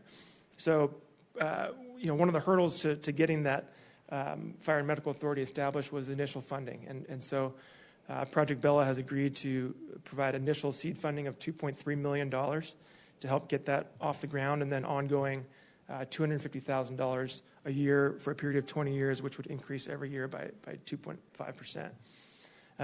And this will help establish this Fire and Medical Authority so that they can provide that service to this entire area, which I think is a great benefit for the surrounding area. We just talked with one of our immediate neighbors last night, and they said that because they don't have fire service, they pay an additional $5,000 a year on their property insurance. So this has a potential to be a significant benefit for this community. This project will also have a substantial fiscal benefit to the county, estimated at $167 million of new tax revenue over the life of this project, averages just $6.7 million a year. Compare that to what the current tax revenue generated from this property, which is $4,500. This is a significant boon for the county that will have a lot of positive impacts. And then from a job perspective, the construction phase will certainly create hundreds, if not over 1,000 jobs during that phase. But then on an ongoing basis, there will be 14 full-time employees constantly on site, 24/7, with multiple shifts. But these are skilled, high-wage employees with estimated their staffing plan has an estimated payroll of $2.2 million. So then you consider the multiplier effect on that. It's going to have a significant impact on the economy of this area. I think for all the reasons above, we've been grateful to have the support of our labor partners, of support of the Casa Grande Chamber of Commerce, as well as our local utilities in ED3 and ED4. And we look forward to continuing to be a good partner with all these entities. And lastly, because I do know you have a number of public hearings, so I'll try to wrap this up. But this is an important project, and it's going to help meet the growing energy demand in this area to make sure that Pinal County can continue to welcome new residents and new employers and continue to expand its economy and its role in this state. And it can do so without the need. It's very efficient land use, very efficient with regional infrastructure, no need for encumbering additional land for that infrastructure. Very efficient from a land use perspective, well more land efficient than a solar use. Solar would require over 10x the amount of land to generate this amount of capacity. Minimal water consumption is actually going to reduce the amount of water used on this site. No noise or visual impact, and it's going to present an opportunity to provide an emergency response solution for this community. So we were grateful to have the unanimous recommendation of approval from the Planning and Zoning Commission, and we hope to have your approval as well, and happy to answer any questions you have. Any questions? Yes, sir. Go ahead, Rich. So public safety is obviously a huge one for me, but I'm going to start with a nice, easy one before I get into that. So you have a wall to the east. A want is a wall going from the northeast going down to the west. So if you go back to where the wall picture is. Okay, so right there. So where D is, coming from that little, where it starts before it cuts down to C, so coming across and then coming all the way down to E. I think that's very important. I know you had a berm, but I don't think people want to look at dirt berms when you're going to have a nice wall. And I think that wall would be a real significant difference for the people in that residence. So that would be a want, not an ask. So I really hope you guys can make that happen for the residents there, because I'd rather look at that than look at, especially how pretty it is, So keep that nice, beautiful wall would be super. So that's the first thing. So, yes, Supervisor, I think our intent was to try to provide that visual screening and maintain some of that kind of natural aesthetic. However, if the desire is for a wall, I think that's something we can certainly accommodate. And just for clarity, it would be that segments D and E of that wall plan? D and E, yes. Okay. So it would stop at C, come down to E and E, so the northwest corner of that all the way down to E. Okay? Then you had said $1.9 million in June when we spoke. That will start in June, the $1.9 million that'll go towards that fund, correct? Then you have another $350K a year later. And then you're going to have $215K starting in 2008. Is that when the project will actually be up and running? And then forward, will that $250K be going through the whole entire project? So if it's there 30 years, that money will go towards the fire and all that, correct? Yes, that's correct, Supervisor. What you've outlined there is an accurate outline of the memorandum of understanding that we have with that Pinal County Fire and Medical Authority. And, I think there are some steps to get that established, including, I think, approval by this board. But that is our commitment, and we look forward to being a good partner with that and getting that running. Okay, and then now we're going to get to the public safety side of it, the fire. You say that you're working with Arizona City. How close are you to a deal, and is that going to be obviously be in writing, and we need to know that to be established, because for me, public safety in that area, especially you're going to accommodate 30, 40, 50 houses in that area who don't have fire today, that's pretty important to me. So when will we know, and that should be a stipulation going forward, that that would be put in there to know when that deal will be made with them? Absolutely, and it's important to us as well. That financial commitment that we were just discussing, that's the agreement that we have signed with the Pinal County Fire and Medical Authority.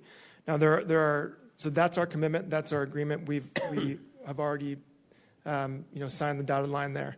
I think there are some steps that are out of our control, including, like I mentioned, approval from this board.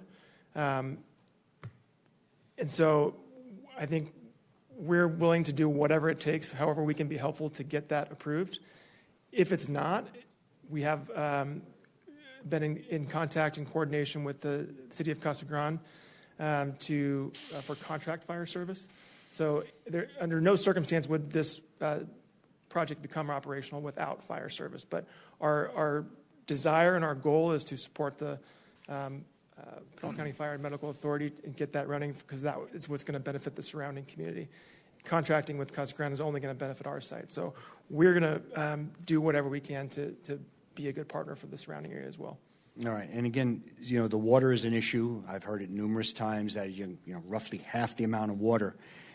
How are we going to monitor that? I want to make sure that we're not draining the other people in that area's water. So how is that going to be monitored? Is that going to be something that's going to come out monthly? Is it something that's going to come out quarterly? Because again, you start sucking their water out, we're going to have a lot of problems.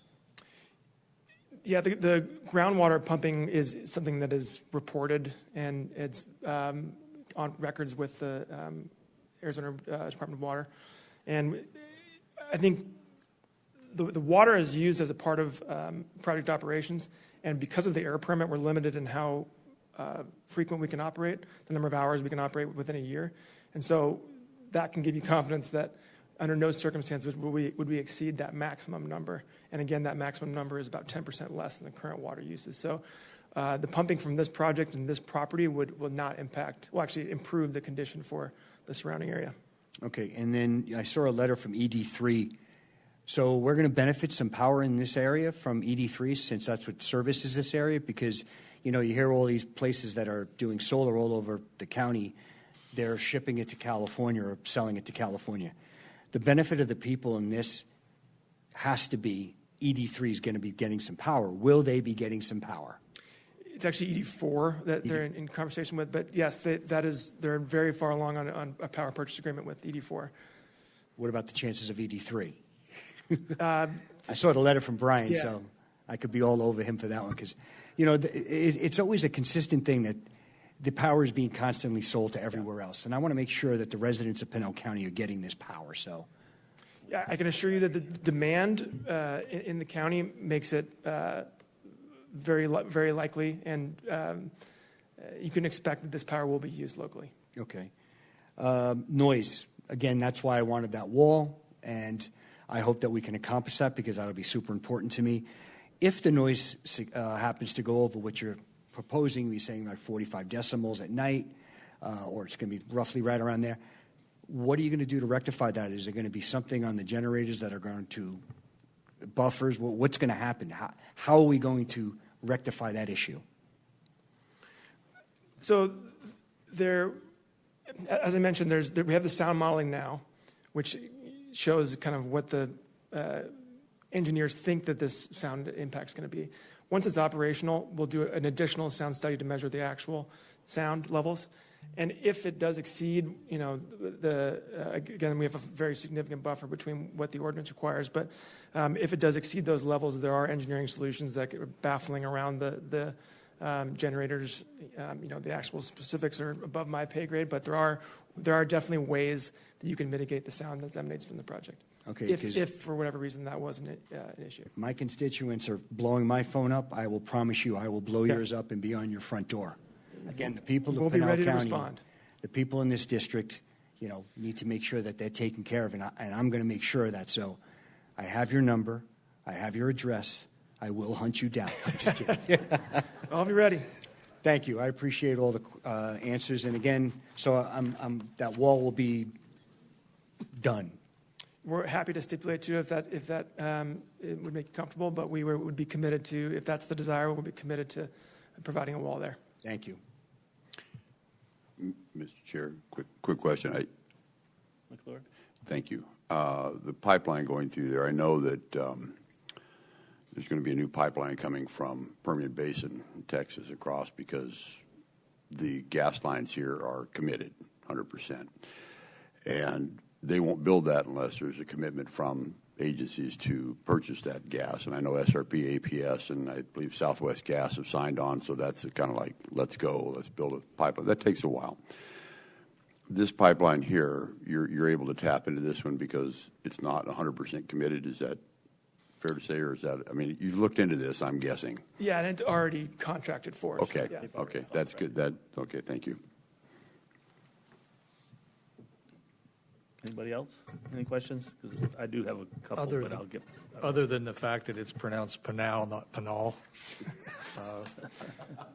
I think everybody's okay with these projects as long as they're in the right area. This one's in a good area that it doesn't offend anybody. So I think that's the future going forward. We're getting bombarded with them in the wrong place. This is the right place. I think people appreciate that. My question is to the fire district. Isn't it the Arizona City Fire District? But you kept saying the Pinal Fire something. So the I'm confused. Fire I don't care. Medical I don't care. Pinal, however you want to do that. Right? Okay. But I understood that it was the Arizona City Fire District that was looking to expand. Is that true or not true? Or do we know? That's correct. It would be expanding under an entity known as the Pinal Fire and Medical Authority. Okay, so they're going to expand their region, which that won't happen overnight. That's a process that takes time because there's a lot of GIS stuff and everything that goes into that, and contacting landowners and what have you. Am I correct? You are correct. And one of the biggest hurdles for that is this initial funding, and that is will be, Project Bill will be a very important part of that. And they intend to partner with additional manufacturing and industrial kind of large power users, or large projects in the area that can have the resources to provide additional funding. But the amount that's committed, this $2.3 million of seed funding, is going to be, I think, the catalyst for getting this to move forward and approved, right, and ultimately in front of you for approval.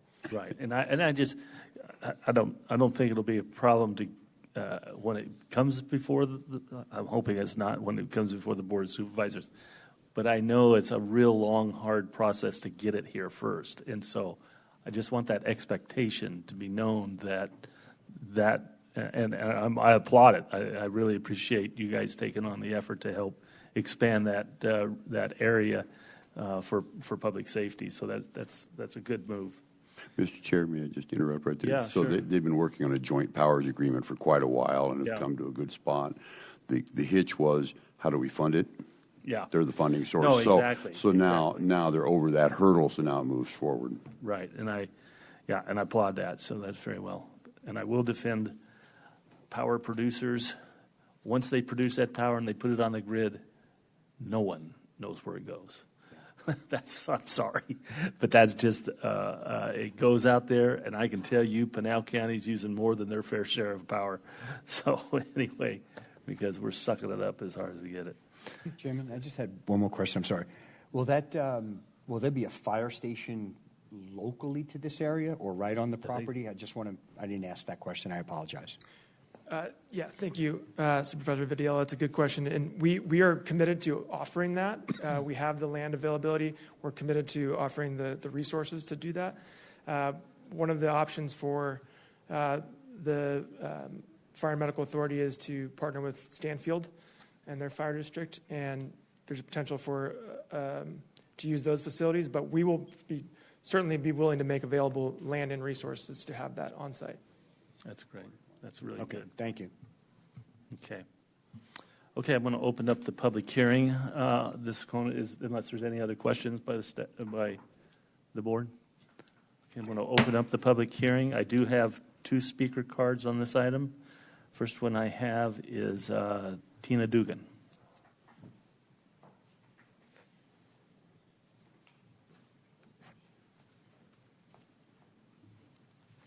Thank you for the appointment. I appreciate that. I look forward to serving. My name is Tina Dugan. I'm a farmer's wife from Pinal County. Okay, I do a little more than that, but I totally appreciate the need for energy production. There's no way we can survive without having more energy production, but I have two serious concerns with this project. Of course, we've touched upon it, but the fire safety is the biggest one for me. As we own a property on Mammoth and we own a property on Midway, we've lived out there with no fire protection. We know that. I mean, we have pretty big water trucks at the farm, but when you're putting in something like this that could create a safety hazard for those around it, fire protection should be number one on all of your minds. I appreciate that they're working with Arizona City, but I really implore you not to give any approvals without the stipulation that the fire safety and this district be in place before they can begin construction or operation of this plant. It's not fair to those people that live around there. There are examples of the Kyrene and Santan generating stations that were in there. Both of those are in incorporated areas. I actually spoke with a city council member from Casa Grande this week in regards to that contract that they're talking about. I actually spoke with a consultant for this project. They've actually spoken with Larry Raines, but there is really no negotiation for that contract at this point. The best option is the Arizona City one, and I applaud that. I truly do. But I'm asking you to remember the people that live out there when you're approving this, that you're putting them in a really bad situation without having that fire protection in place. If there's a fire and explosion, those residents are unprotected. Again, a written stipulation. You all touched on it, so the energy needs to serve Pinal County. I worry that it's just going somewhere else. Pinal County's ripe with land to put this on. I do think this is a great location for it, but the residents, we live with the risks. No letters of opposition. I have a little problem with that. Us common folk, we have jobs. We don't get paid $100 of an hour to come to Pinal County Board of Supervisors and planning and zoning meetings, and there's meeting after meeting after meeting after meeting. I know that letters of opposition were filed for this project when it began. The fact that they haven't carried over is a problem for me. No homes within 1,000 feet. Well, there's one within their 300-foot buffer, and there's 4 within the 1,000 feet. Ours is less than a mile away. And I encourage the wall that separates that northeast corner. Your duty is to protect the people who live here, not just those with deep pockets and money for attorneys and consultants. Please don't forget the little guys. Thank you.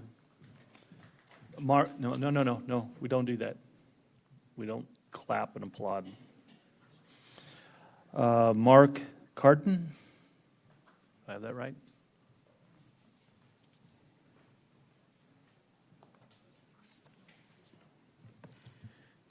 Good morning, Chairman Miller and members of the Board of Supervisors. Mark Cardenas' address is 10629 West Randolph Road, Casa Grande, Arizona. Here on behalf of skilled and trained union carpenters, electricians, boilermakers, sheet metal workers, laborers, and operating engineers in Pinal County. We're proud to voice our strong support for Project Bella.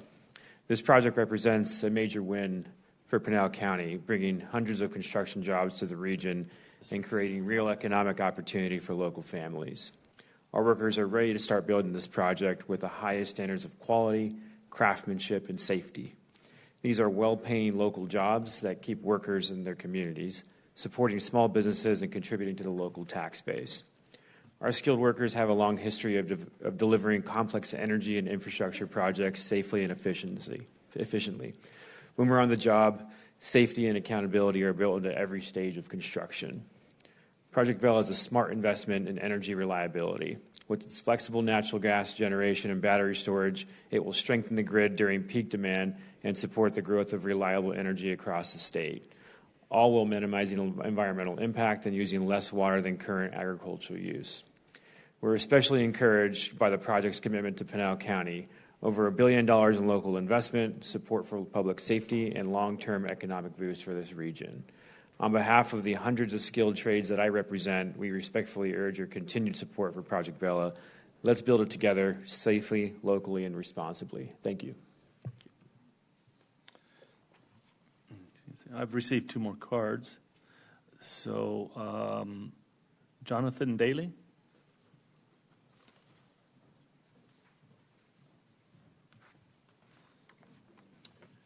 Good afternoon. My name is Jonathan Daly. I'm a proud member of LIUNA, which is the laborers union, which Mark just touched on a little bit. To not repeat and to give a personal kind of background, I'm here today in support of this project to represent all of our members, and that not only represents our members, but countless families. I'm a father of a 2-year-old. My wife is a stay-at-home wife, which is an absolutely incredible thing for us. And I'm able to provide health care, a livable wage. We're in a house, so I'm beyond blessed for that. So with projects like this, we're able to come out, we're able to do our job, we're able to do it safely, effectively. And for me, I'm also a Marine Corps veteran. So a lot of our members are veterans, second chancers. They're just trying to get a fair shot at life and get the training required. We have an absolutely incredible training school, which trains, kids coming out of high school when they're 18 to guys that were locked up, that didn't know what they were going to do, or people like me, veterans, that I didn't know what path I was going to choose after I got out. So with that, we are in full support of this project. We can't wait to build. And hopefully with projects like this, another reason we come out and support is because it gives us a local chance to work instead of having to drive to Flagstaff, Phoenix, wherever it may be. So with that, we ask your approval for this. Thank you. Excuse me, sir. Yes. Chairman, I'm sorry. You didn't give your address. No, that's all I'm asking. His address. Do I have to? Well, have just to the state it? location. I have it. Oh, you do? Okay, Yeah. sorry. I do. Thank you. Sean Lopez.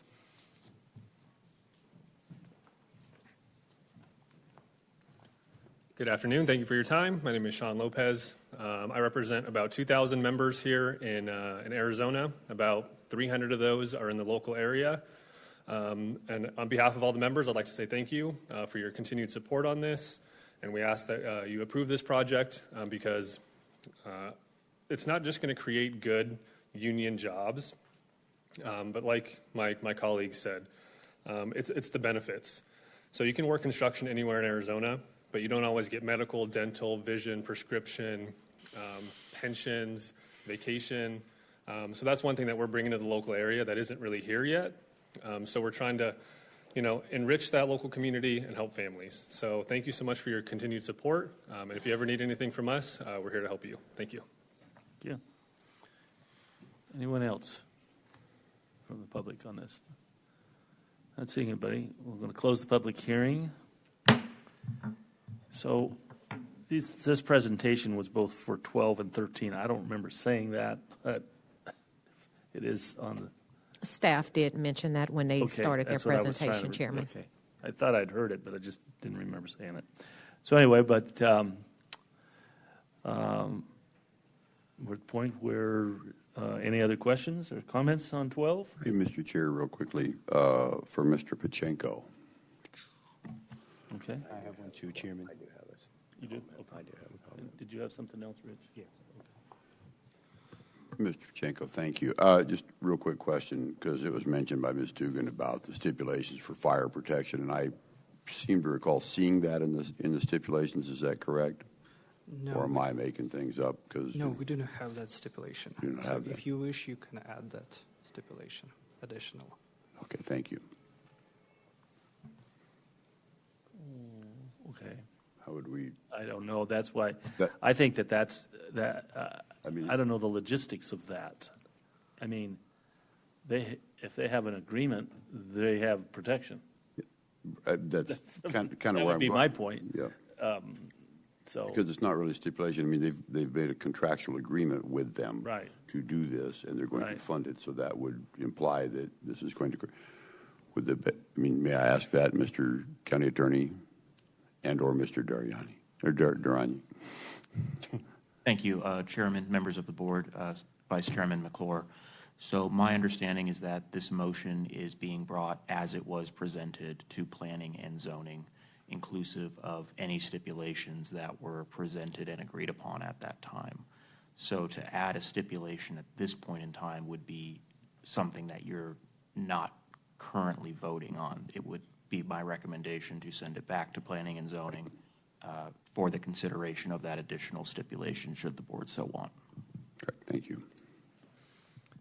So if the presenter can come up, is it correct that do you have a signed contract with the Arizona City Fire people of any type of an agreement?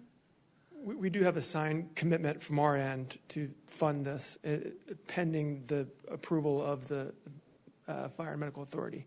Of the expansion of their, Chicken egg. Yeah, chicken and egg thing going on here.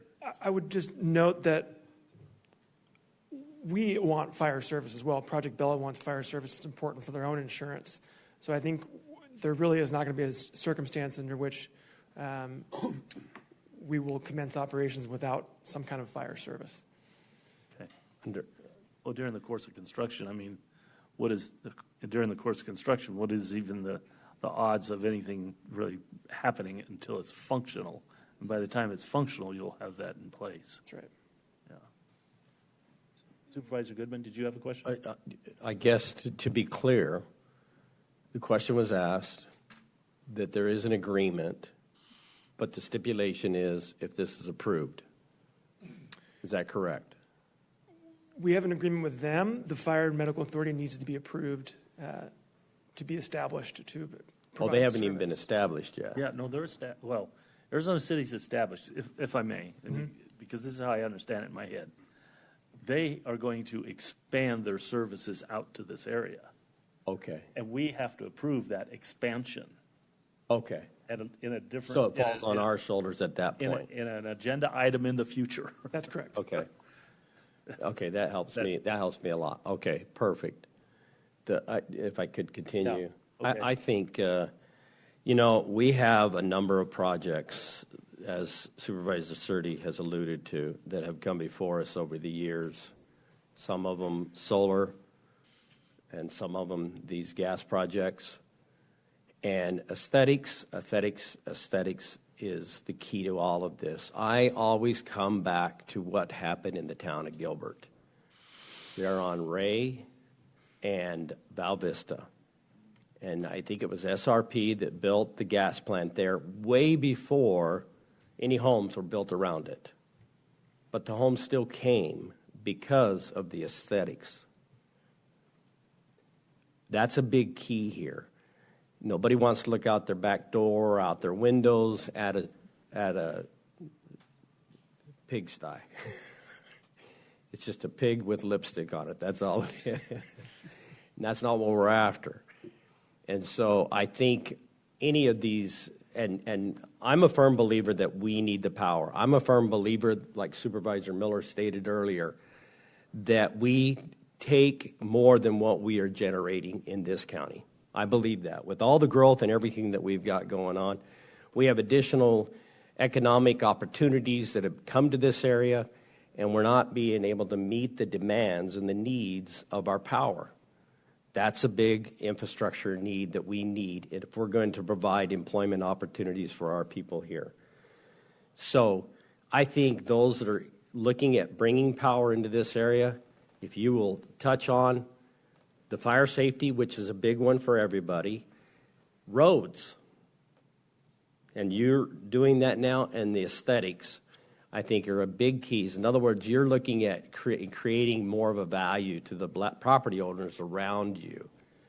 And so I think, and I'm not just saying it to you guys, but all the electrical or generating power companies that are looking to do things in this area, I think it's vital.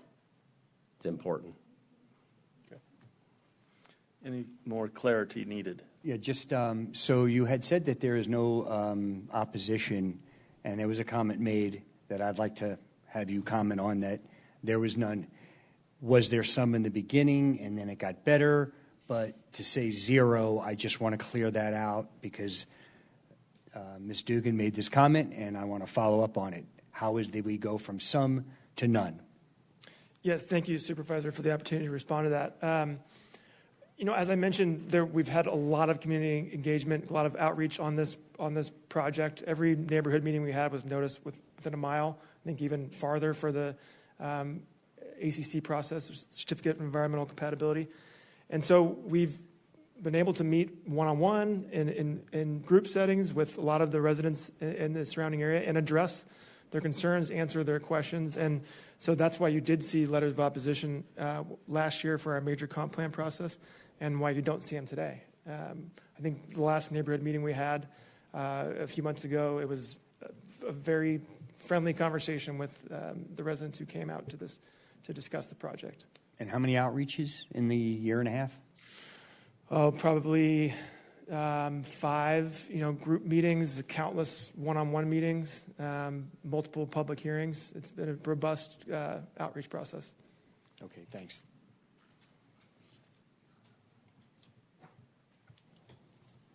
Okay. Yeah. Okay. Any other questions or comments? Okay. Board's pleasure. Item number 12. Mr. Chair, I move we approve item 12 as presented with one stipulation. I have a motion. Do I have a second? Second. I have a motion and a second. All in favor signify by saying aye. Aye. Aye. Opposed, say nay. Ayes have it. Thank you. Item number 13. Mr. Chair, I move we approve item 13 as presented with 12 stipulations. Do I have a second? Second. I have a motion and a second. All in favor signify by saying aye. Aye. Aye. Opposed, say nay. Ayes have it. Thank you very much. Item number 14.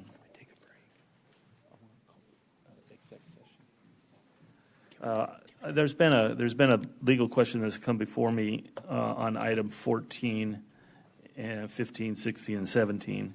So I'm going to ask that we go into an E-session first. Can somebody give me a motion? Mr. Chair, I move we recess the regular Board of Supervisors meeting and convene. There you go. That's the word. Convene executive session, please. Thank you. I have a motion. Do I have a second?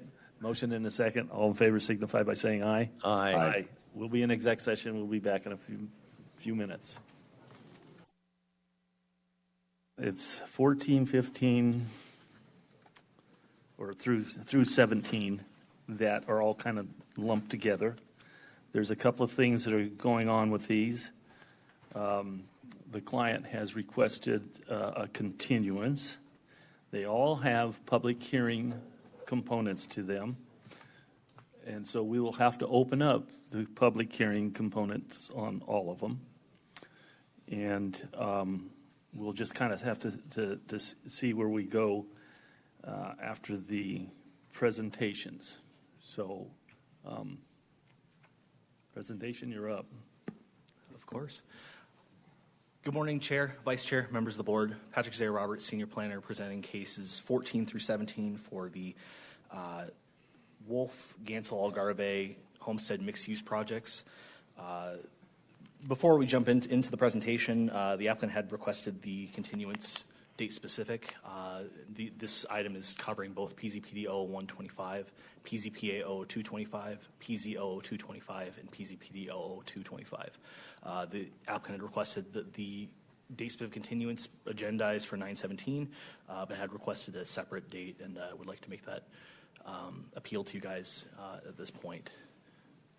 Would the chair allow the applicant to speak for the continuance? Yeah, I'll allow that.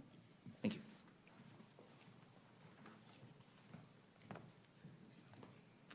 Thank you, Chair, Vice Chair, members of the board. First of all, congratulations, supervisors and Supervisor Goodman, particularly for Santan, congratulations to the incorporators. Today, my client is not here. The Wonderwise, the child care provider is not here. Their supporters who mainly live in the county aren't here because we had thought we would ask for a courtesy continuance to October the 15th. We have looked at many things. The Planning Commission was a split vote. The first vote was 4-3 us, and then it was 4-3 not us. And our client has been working in good faith, I think, with all of you and the staff and the community for some time. We were just at Planning Commission. It was the last Planning Commission, so we haven't delayed in any way. And we'd really like the opportunity to work with the community, with the members of the Queen Creek Council. Queen Creek was not available to meet with us prior to their letter in opposition.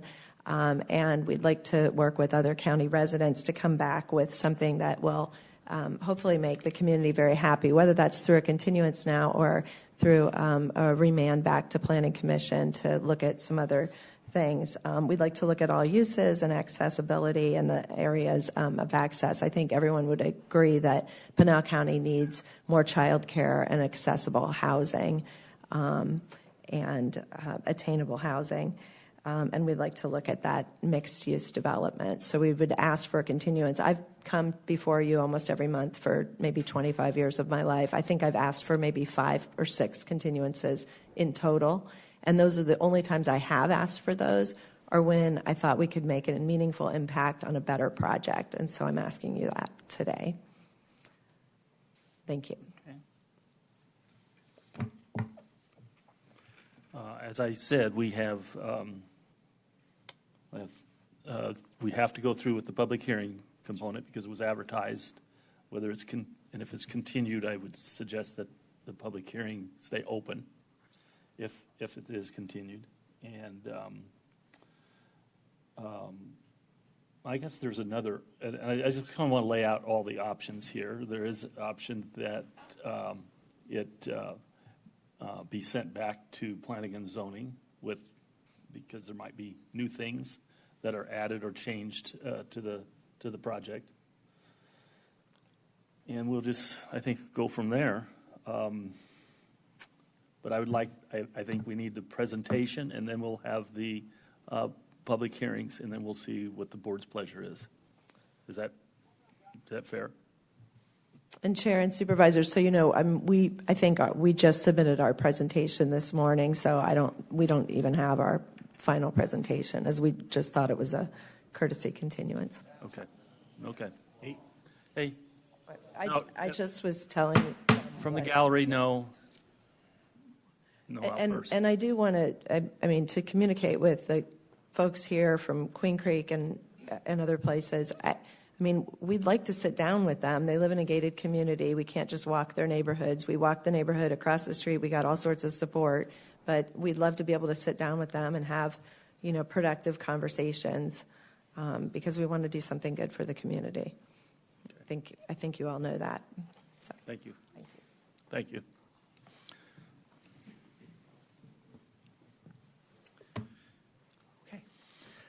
Patrick Zay Roberts, Senior Planner, presenting cases PZPD 0125 for Circle Cross Ranch PAD severance, and PZPA 0225, PZ 0225, and PZPD 0225 for the Wolf Gansel and Algarve mixed-use development project.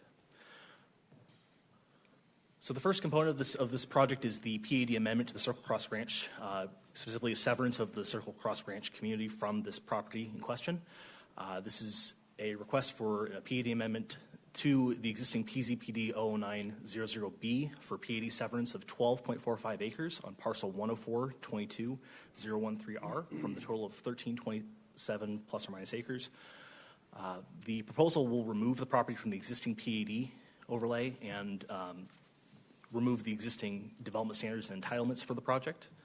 Parcel 104.22.013R would revert to CB2 zoning, and the parcel would be subject to CB2 zoning per Pinal County Development Services Code, Chapter 2.95.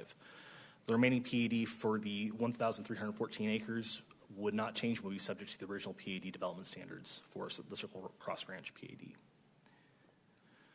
The property in question is on the northeast corner of North Gansel Road and West Algarve Place in Santan Valley. The property owner is 93rd Street Crane, LLC, represented by Rose Law Group, and Wolf Enterprise is 3. The property lies in Supervisor District Number 2. This is a map showing the approximate location of the development site within the county. A vicinity map showing the approximate location of other developments abutting the Encantera neighborhood to the east within the city of Queen Creek. A zoomed-in vicinity map showing additional surrounding zoning categories, the existing Circle Cross Ranch PAD, the Encantera community, and a special district LMPC to the southeast. This slide describes the existing history for the Circle Cross Ranch PAD. In 2000, 1,409 acres of the Circle Cross Ranch PAD was approved. This property utilized mixed-use MU zoning, CB2 zoning, and CR4 zoning. The MU category no longer in existence. In April of 2006, 82 acres was removed under PZPD 009A and PZPD 00706. And this was for development of the Banner Ironwood Hospital. In October 2006, under case PZPD 090B, the property was amended and the MU designation was changed to CB2 zoning.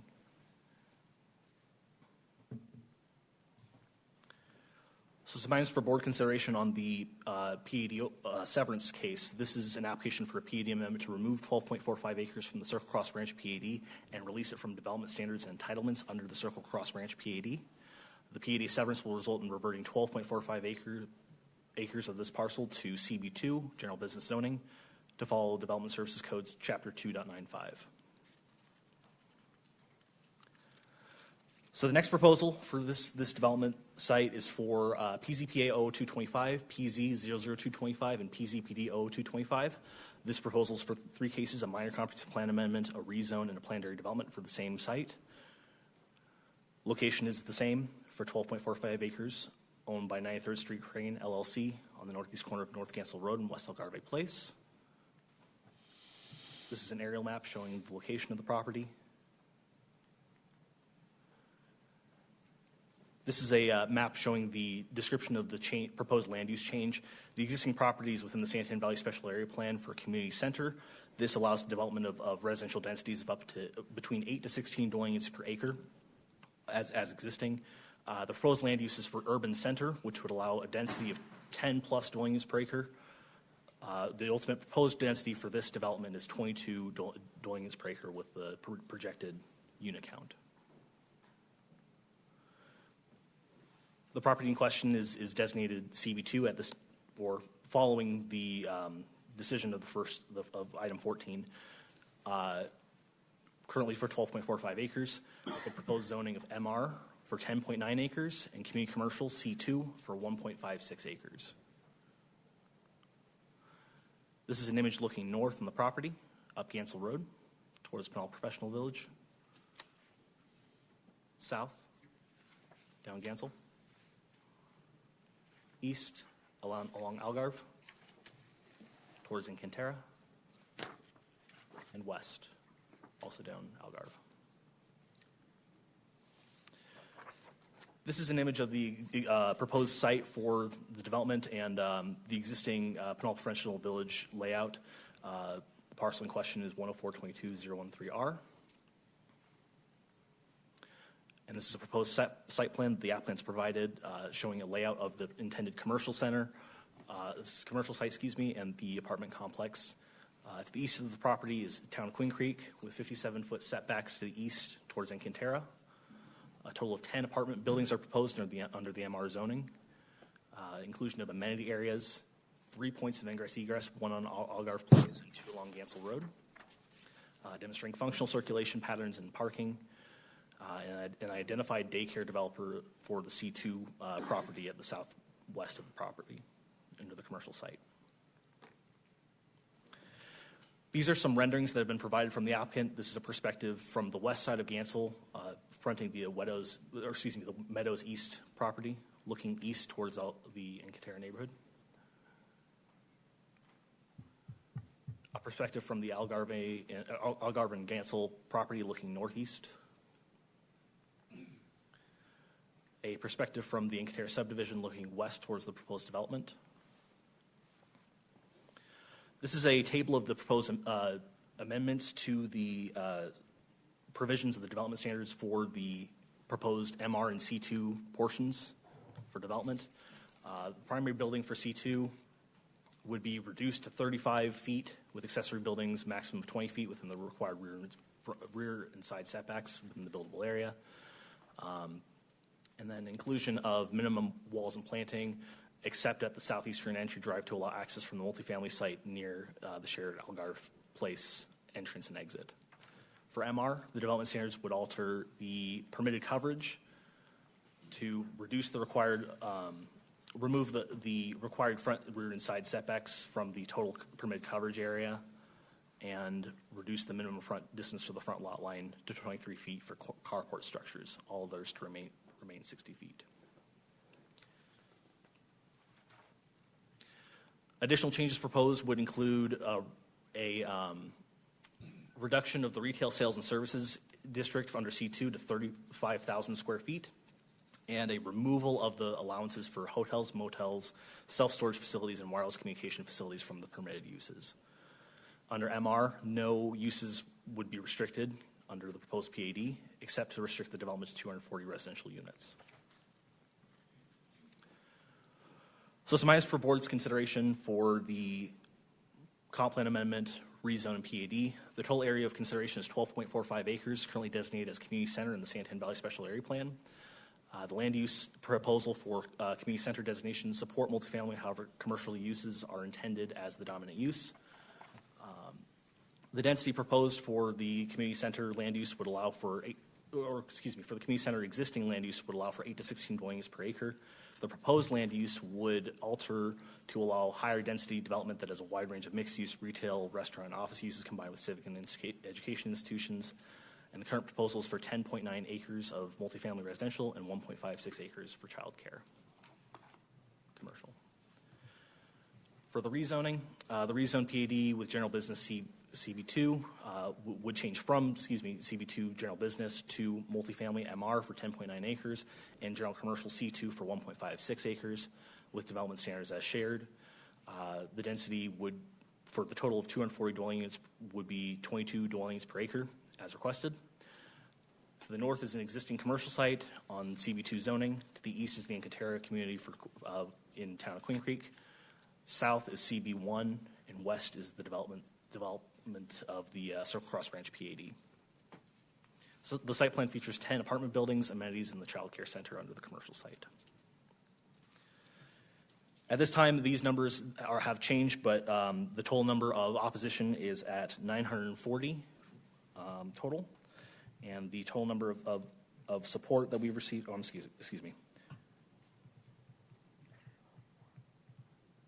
952, excuse me, my bad. And then total number of support is at 215 letters of support. We've also received a letter of opposition from town of Queen Creek and a letter of support from a former mayor of the town of Florence. We also received public comments from the following agencies: Pinal Regional Partnership, AZ Nurses Association, Pinal Professional Offices, and Entryway, which is a nonprofit 501c3 organization that transitions individuals from homelessness to economic self-sufficiency. Some items of opposition that we've received have been on the topics of incompatible multi-story and single-story development, concerns about increased traffic, concerns about availability of water resources, potential loss of property values, a loss of rural character, and a potential visual impact from the development of the multi-story complex. As for items of support, they've discussed a potential for a commercial growth catalyst, a possibility of providing a missing middle housing product, reduction from commercial traffic and infrastructure improvements, an increase of property values, an increase of tax revenue, and housing for potential essential workers.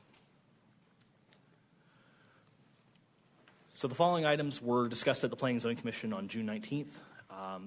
The first item, PZPD 0125, was recommended for approval. That motion to approve passed with a vote of 5-3.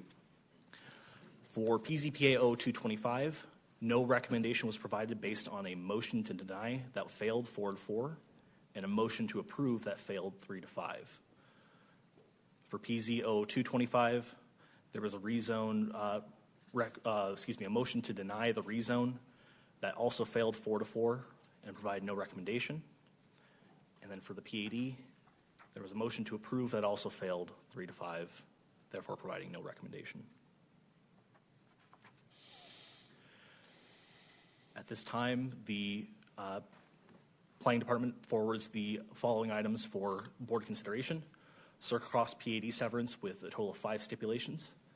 A non-major comprehensive plan amendment to the Santan Valley Special Area Plan with no stipulations. A rezone with 2 stipulations. And a PAD overlay with 12 stipulations. So prior to voting on these items, each of the 4 cases presented will require separate actions by the BOS. Approval of the mixed use cases for the Wolf, the non-major comprehensive plan amendment, the rezone, the PAD will require the approval of the Circle Cross Ranch PAD severance case, PZPD 0125 with 5 approval of the Circle Cross Ranch PAD severance. At this point, does the board have any questions of staff? Board have any questions for staff? Not this time. Okay. The applicant's available to speak. Yes. Ms. Rose?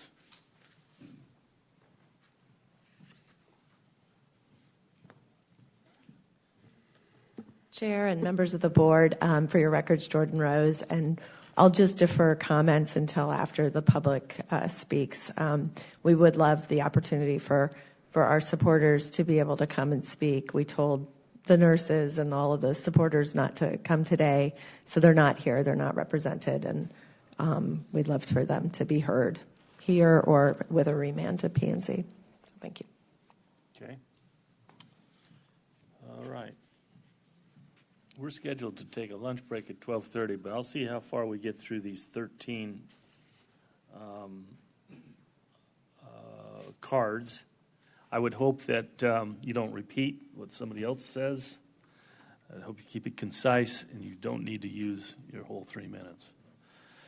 So, Jeff Brown.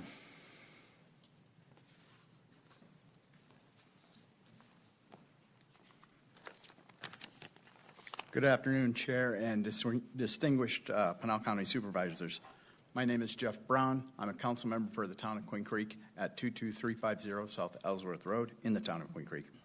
This afternoon, I have the honor of representing the Queen Creek Town Council and the residents of the town of Queen Creek. On behalf of the Queen Creek Town Council, we seek today your opposition to the mixed-use rezoning application being proposed at the northeast corner of Gansel Road and Algarve Place. The switch in the proposed use from commercial to largely residential does not conform to the needs of the location nor the understanding of the residents of Encantera. Encantera, of course, is the master plan community immediately adjacent. The owners of Encantera are residents and constituents, both of the Queen Creek Town Council and the Pinal County Board of Supervisors.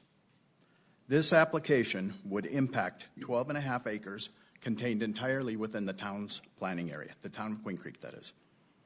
The Encantera development to the east is predominantly 1 story in height, and the Meadows development to the west is 1 to 2 stories in height. Queen Creek Town Council then finds this project slated at 3 stories tall and not at a major intersection would be out of character for the built environment. Due to the site's close proximity to the hospital campus, it is also a missed opportunity for future medical development. This proposed project would be better suited to meet development areas 5, 6, and 7 of the Santan Valley Urban Core Plan, which specifically includes high-density residential, mixed use, and begins as close as 1 mile south of this property. I respectfully urge and ask for your opposition to this case. Thank you. Rod, it looks like Rod Buckingham.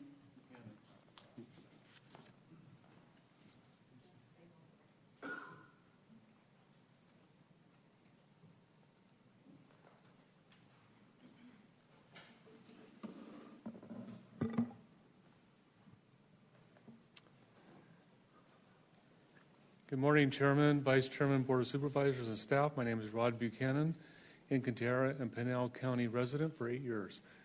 Nice to meet you all. The developer and the representative knew that Encantera residents would be very concerned about promised commercial development being changed to more multifamily rezoning Yet they chose not to expand the minimum notification area to reasonably include thousands in our community, thousands that are directly impacted. This lack of outreach has fueled mistrust, and after my 40 years of local government experience, I know the applicant could have and should have done better. This project would sharply increase the local population without the infrastructure to support it and eliminate the very commercial land needed to serve it. That's poor policy. Chapter 5 of your own comprehensive plan emphasizes the need for economic development, specifically that we must preserve land for commerce. This application is clearly in direct conflict with common sense and the core intent of the comprehensive plan. For example, the introduction states a successful economy does not just happen. Developing infrastructure and preserving areas for commerce requires careful planning and disciplined implementation.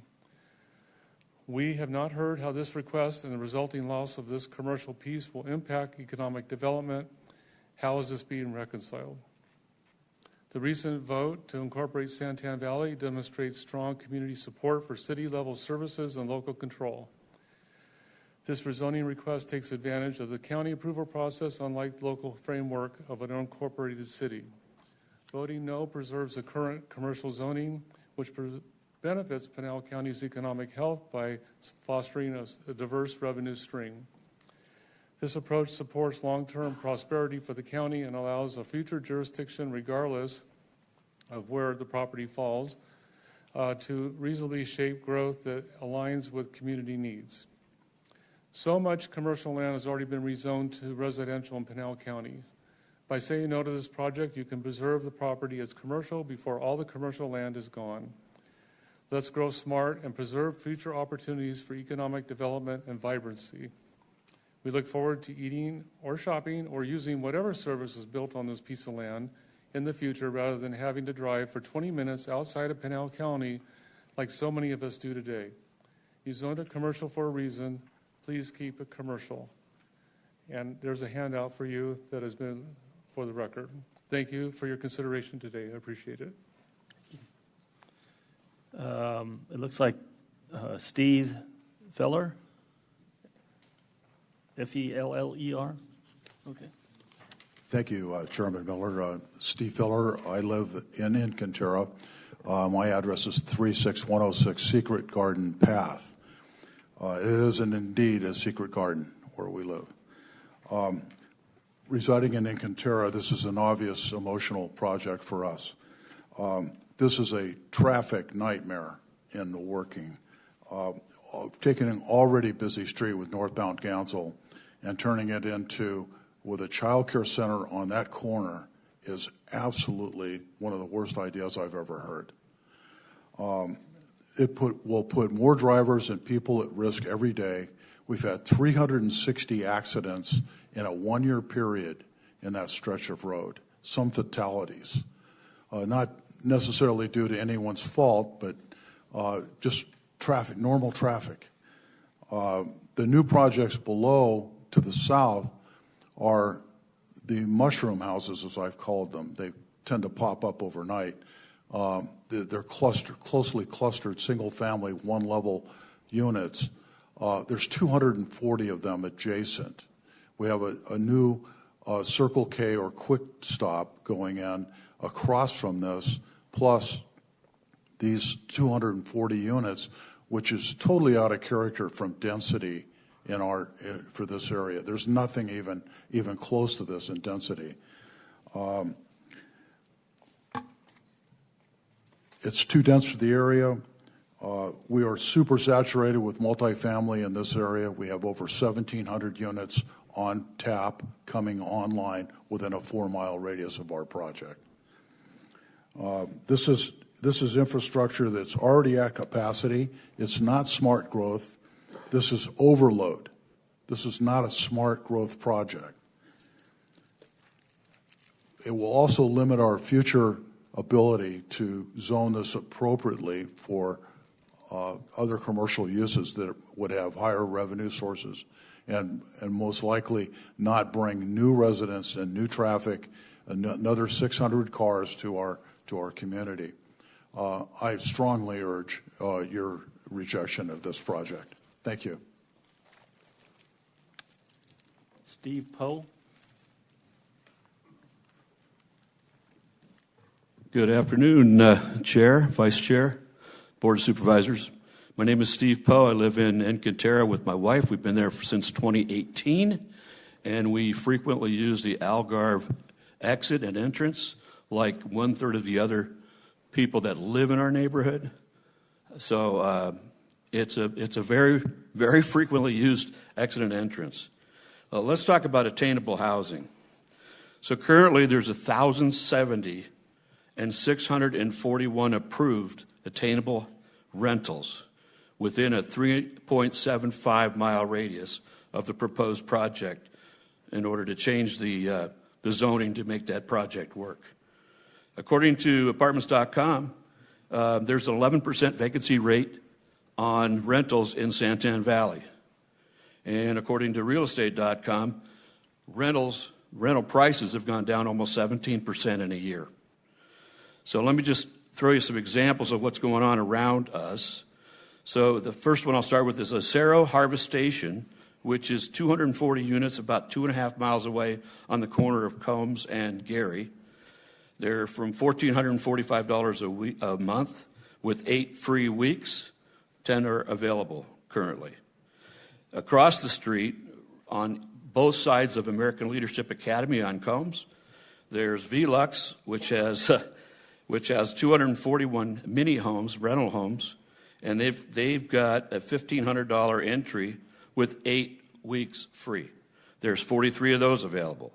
If you go to the bungalows on Combs, which is on the east side of ALA, they've got 317 mini homes there.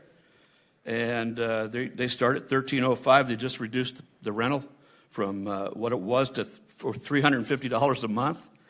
There's 193 of those 317 available. Then if you go up to Hunt Highway next to the Walmart, there's Stella Apartments. They're 3.75 miles away. They start at $1,449 with 10 free weeks, and there's 173 of those available. So just those 4 attainable housing units that are available right now, there's a 39% vacancy. So why would we build more? On top of that, we've already approved across from our main gate is 149 1- and 2-story apartments, 1.5 miles away.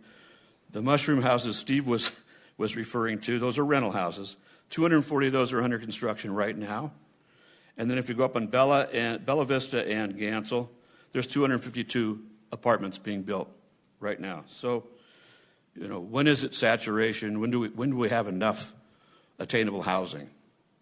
Thank you for giving me this time. Pat Aritz.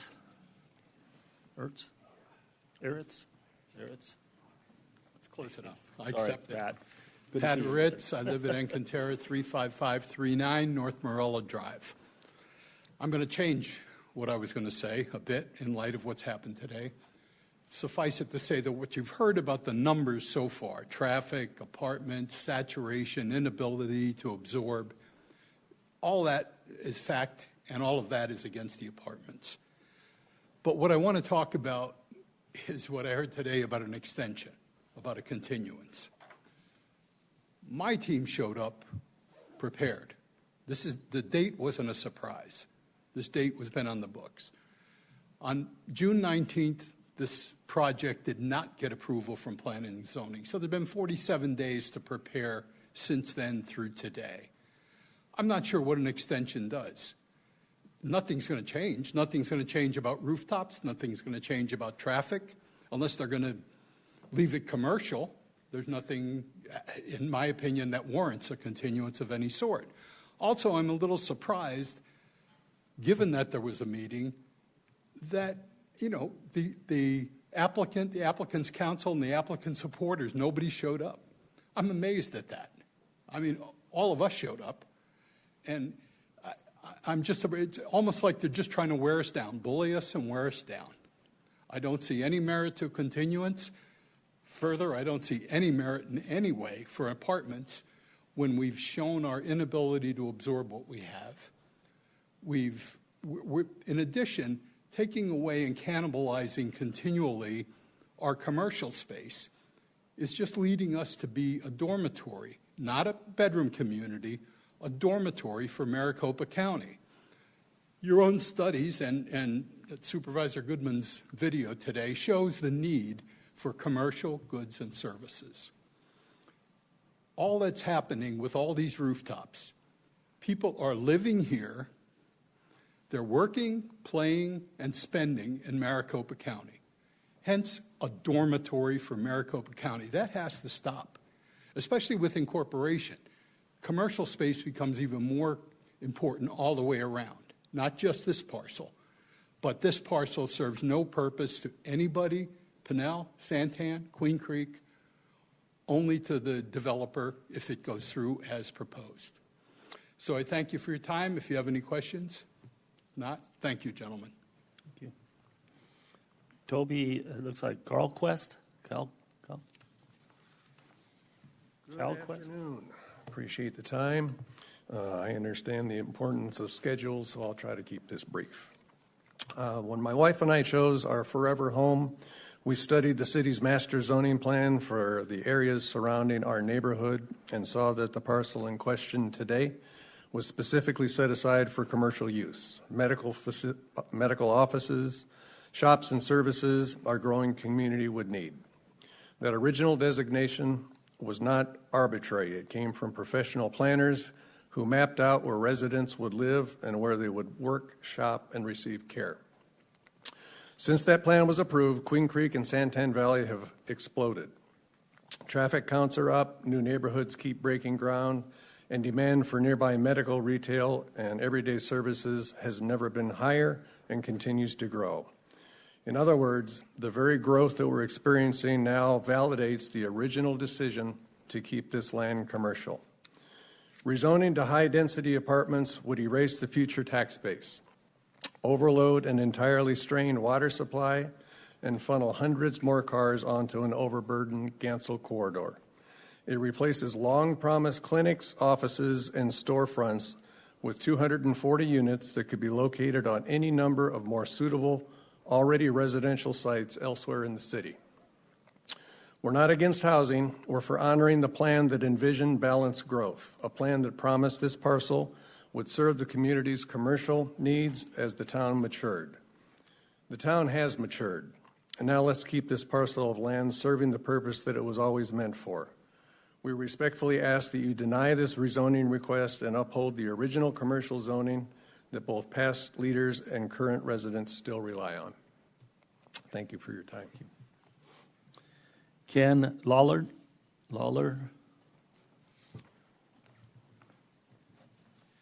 Good afternoon, Mr. Chairman, Vice Chairman, Supervisors.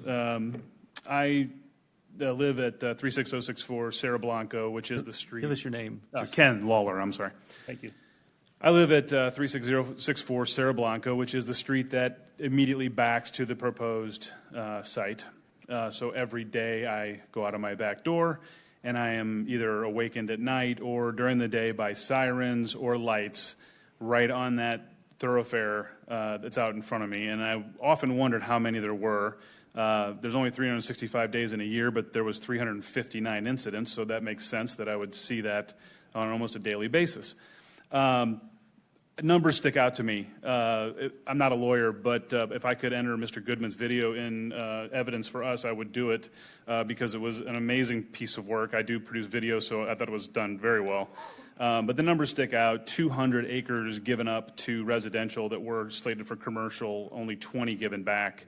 39% vacancy rate in competing facilities that people could live in.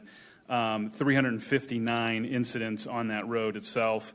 The numbers matter, but more importantly, I think I hope that you guys understand that you've got a devoted group of individuals here that are committed to seeing really good growth in what's going to happen in Santan. And none of us thought that was going to stay a cotton field. So we knew something was going in there. But I think having the right selection go in there to really make the community the best is the most important.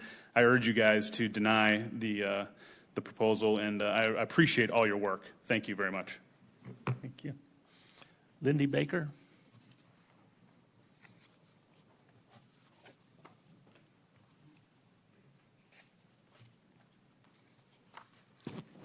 Finally, the women have a chance to speak. Not in my home. I didn't arrange the Good order. afternoon, Chairman, Vice Chairman, and Supervisors. What we've heard up till now is a bunch of numbers and concerns, and I want to just personalize that a little bit. I'm in my 70s, and I continue to work part-time. However, I have to drive to Santan Village in Gilbert for my job. And that's because there were no opportunities for me in Queen Creek and Santan Valley. I have worked for this company now for 16 years as a part-time job after retirement.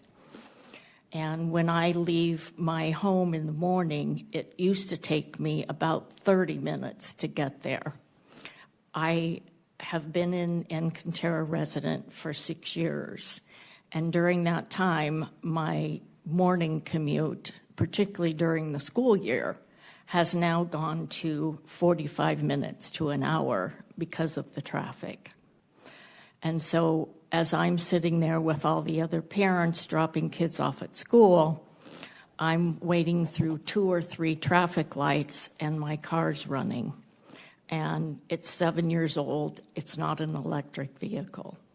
So it concerns me that I, along with many others, are contributing to the pollution that we see in our area. And you all see it too, as I'm sure you have days when you can't see the mountains through the dust, the construction debris, and all of those things that we see as we look out our windows. I would encourage you to oppose this plan. The number of cars and traffic that would bring into that very small area would only enhance the opportunity for disaster.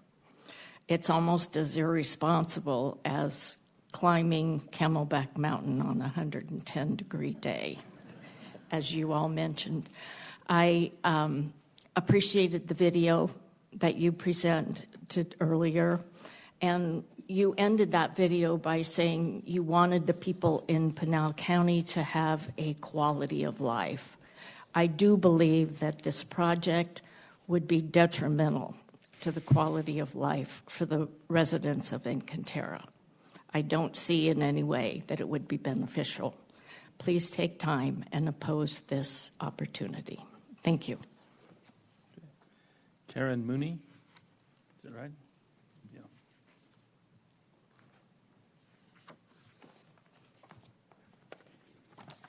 Good afternoon, Chairman, Vice Chair, and members of the board.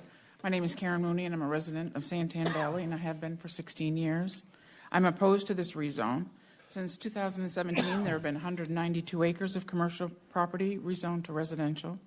The vacancy rate has been mentioned 2 different numbers, but all of Santan apartments is at 11% since mid-June. While I'm not opposed to apartments, we need commercial, not just big box commercial. We need office space, executive suites, hospital specialist offices, sit-down restaurants, just to name a few.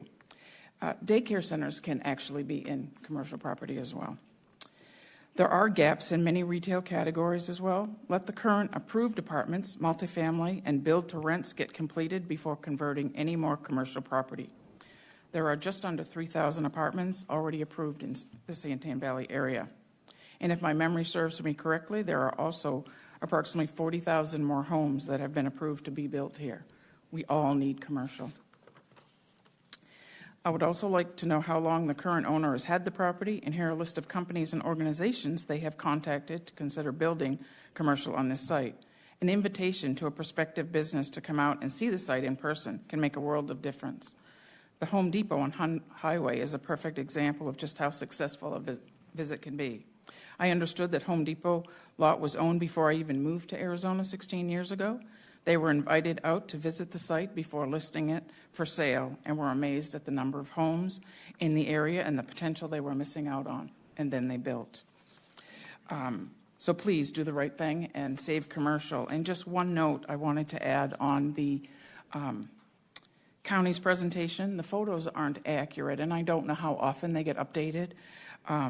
But between Algarve and going south towards Empire, that's where the mushroom houses are and everything. And so the photo does not show you. It just shows vacant land. So I just wanted to make that note.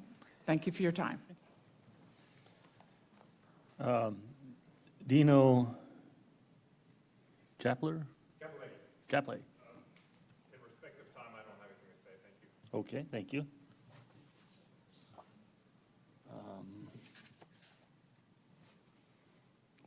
Wynn and Judy Western, only one of you get to speak.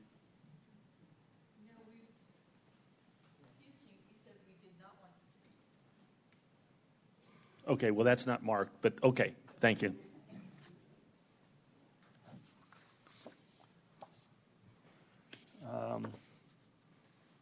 Gary Santos? Is it Santos? Okay, thank you. Mark Stevens? Okay. All right. That's all the cards I have. You're not required to have a card. Is anybody else from the speak? Okay, Ms. Rose. Thank you, Chair and Vice Chair, members of the board. I appreciate listening to the community and the members of Encantera. I know it would be inconvenient for them to have to come back again, but I also know that Pinal County has always been super open to listening to both sides. The supporters, which number in the hundreds and are all from Pinal County, not from cities, but from the county, are working people who have to take off work to come here, and they aren't here today, and they'd like to be here today. They're teachers and essential workers and people who want child care.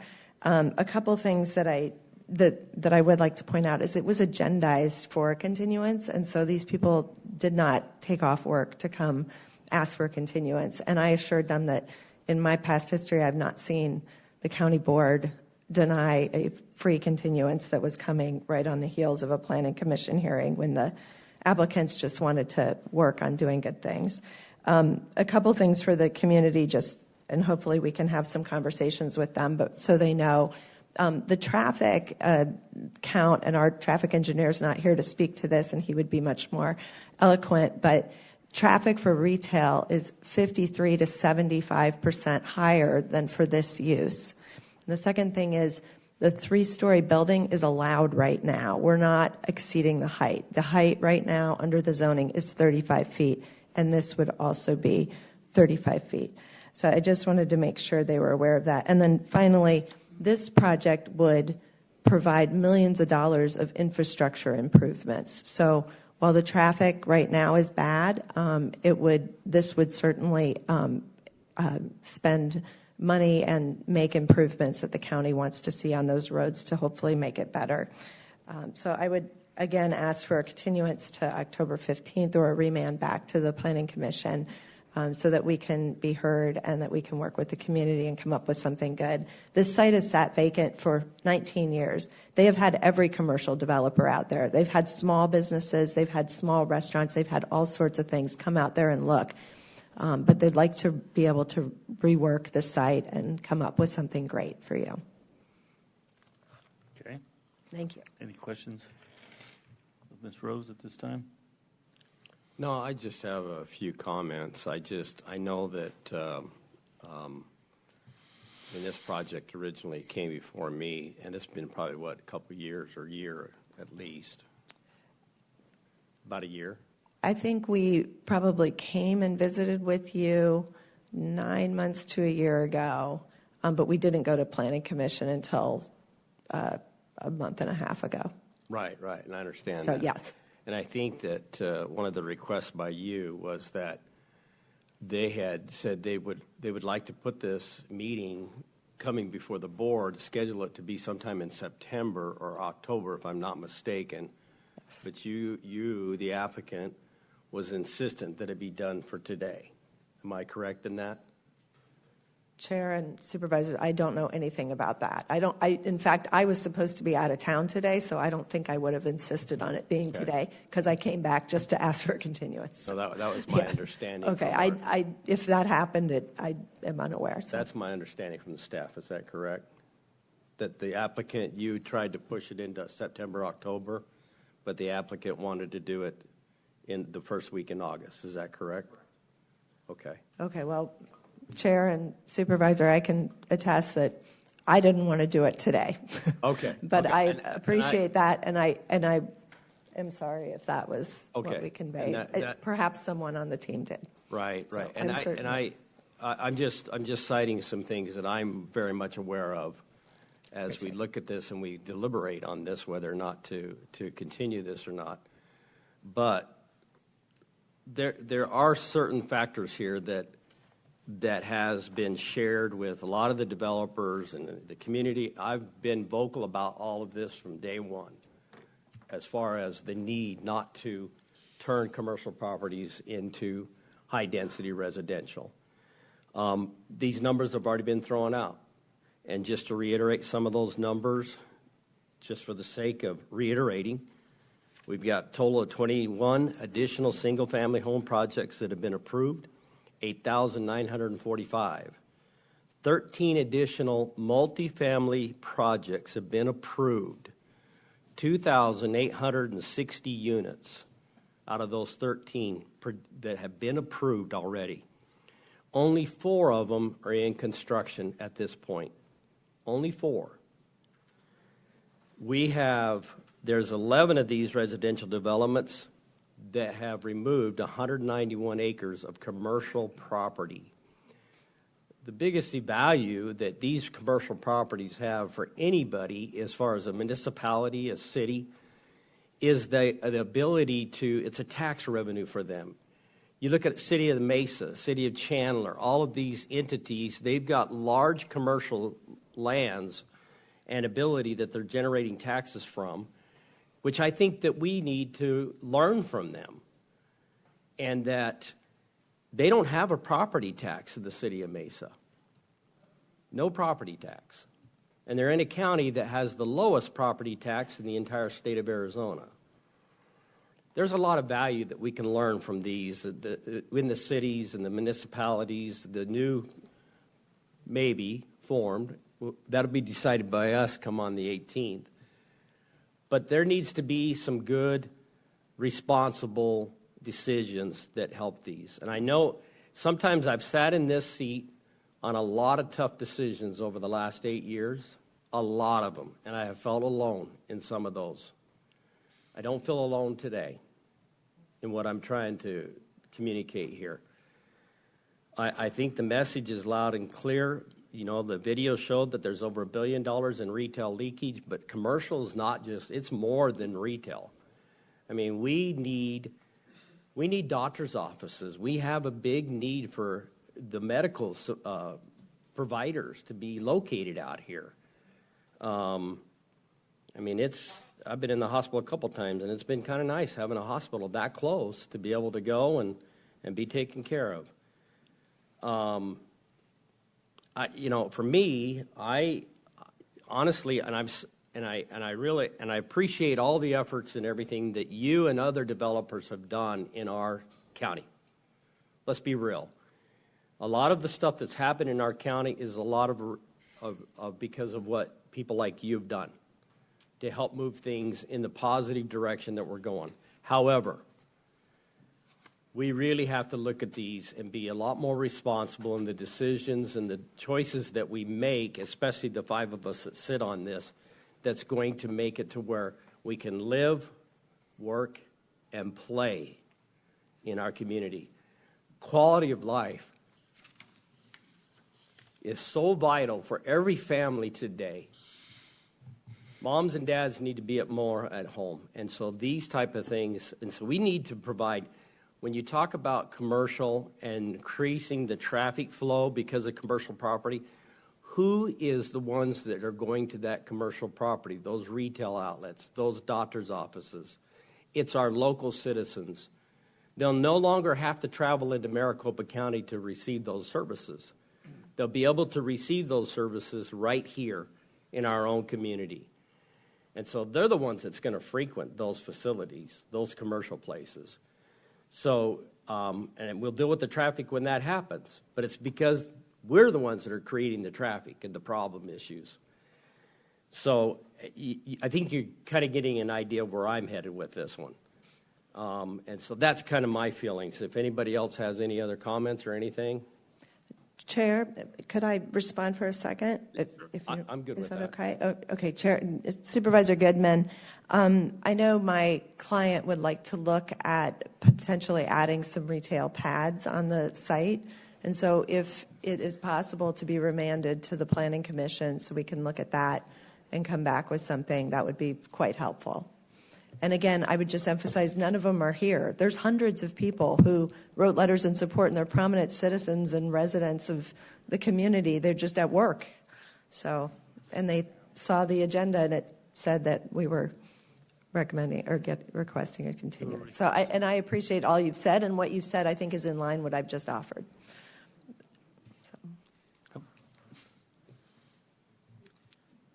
The one idea that hasn't been tossed out there is that I've seen in the past is a mixed use with like retail on the bottom and residential above. That's a product that actually has been popular in some areas. I don't know. I'm just thinking about things that I've seen in the industry. But back to the agenda item. What's the board's pleasure at this time? We've had the public hearing portion is still left open. I've left it open purposely to see where this might go. If we remand it back to P&Z, then I think it starts back at square one in a lot of ways. Is that, I mean, the process kind of starts all over again. Is that correct? And maybe more clarity will come out of that in the future. Correct, Chairman.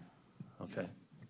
I guess part of my problem is that this project in particularly has been worked on for a number of months now, and that I'm not sure. I don't feel comfortable that the outreach to the public has been really engaged in on your part over the last several months.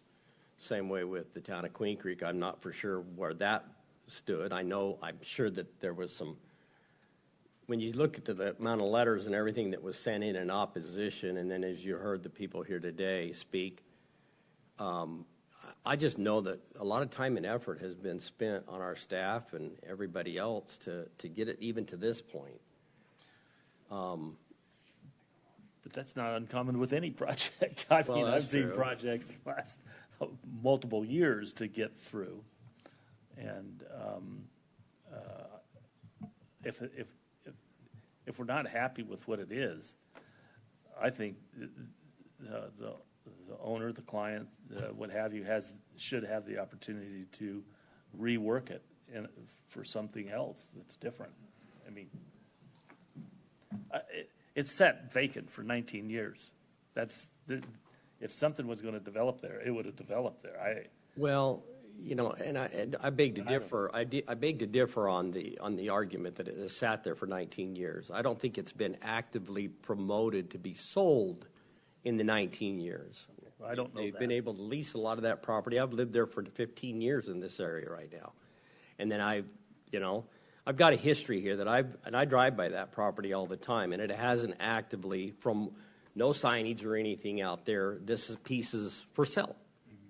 And in the same way with most of the pieces right there around that area, I think they've had a farmer that's been farming it. They've been able to keep it in ag status, which is minimal taxes on it. Mm-hmm. So the owner at the time didn't have to pay substantial taxes on it or anything like that. Even though it was zoned commercial, he had it in ag status. Mm-hmm. So there was not really a big demand on their part to do something with the property. Sure. But over time, over 19 years, he's got a great opportunity. I mean, just like all of us that are private industry, that are private property owners, when the opportunity comes for us to capitalize on that investment that we've made, we look at it and analyze it, and that's what this gentleman has done. That's fair. So I know the property hasn't been actively marketed. So that I know that they haven't, there's no signage been there. This piece is for sale.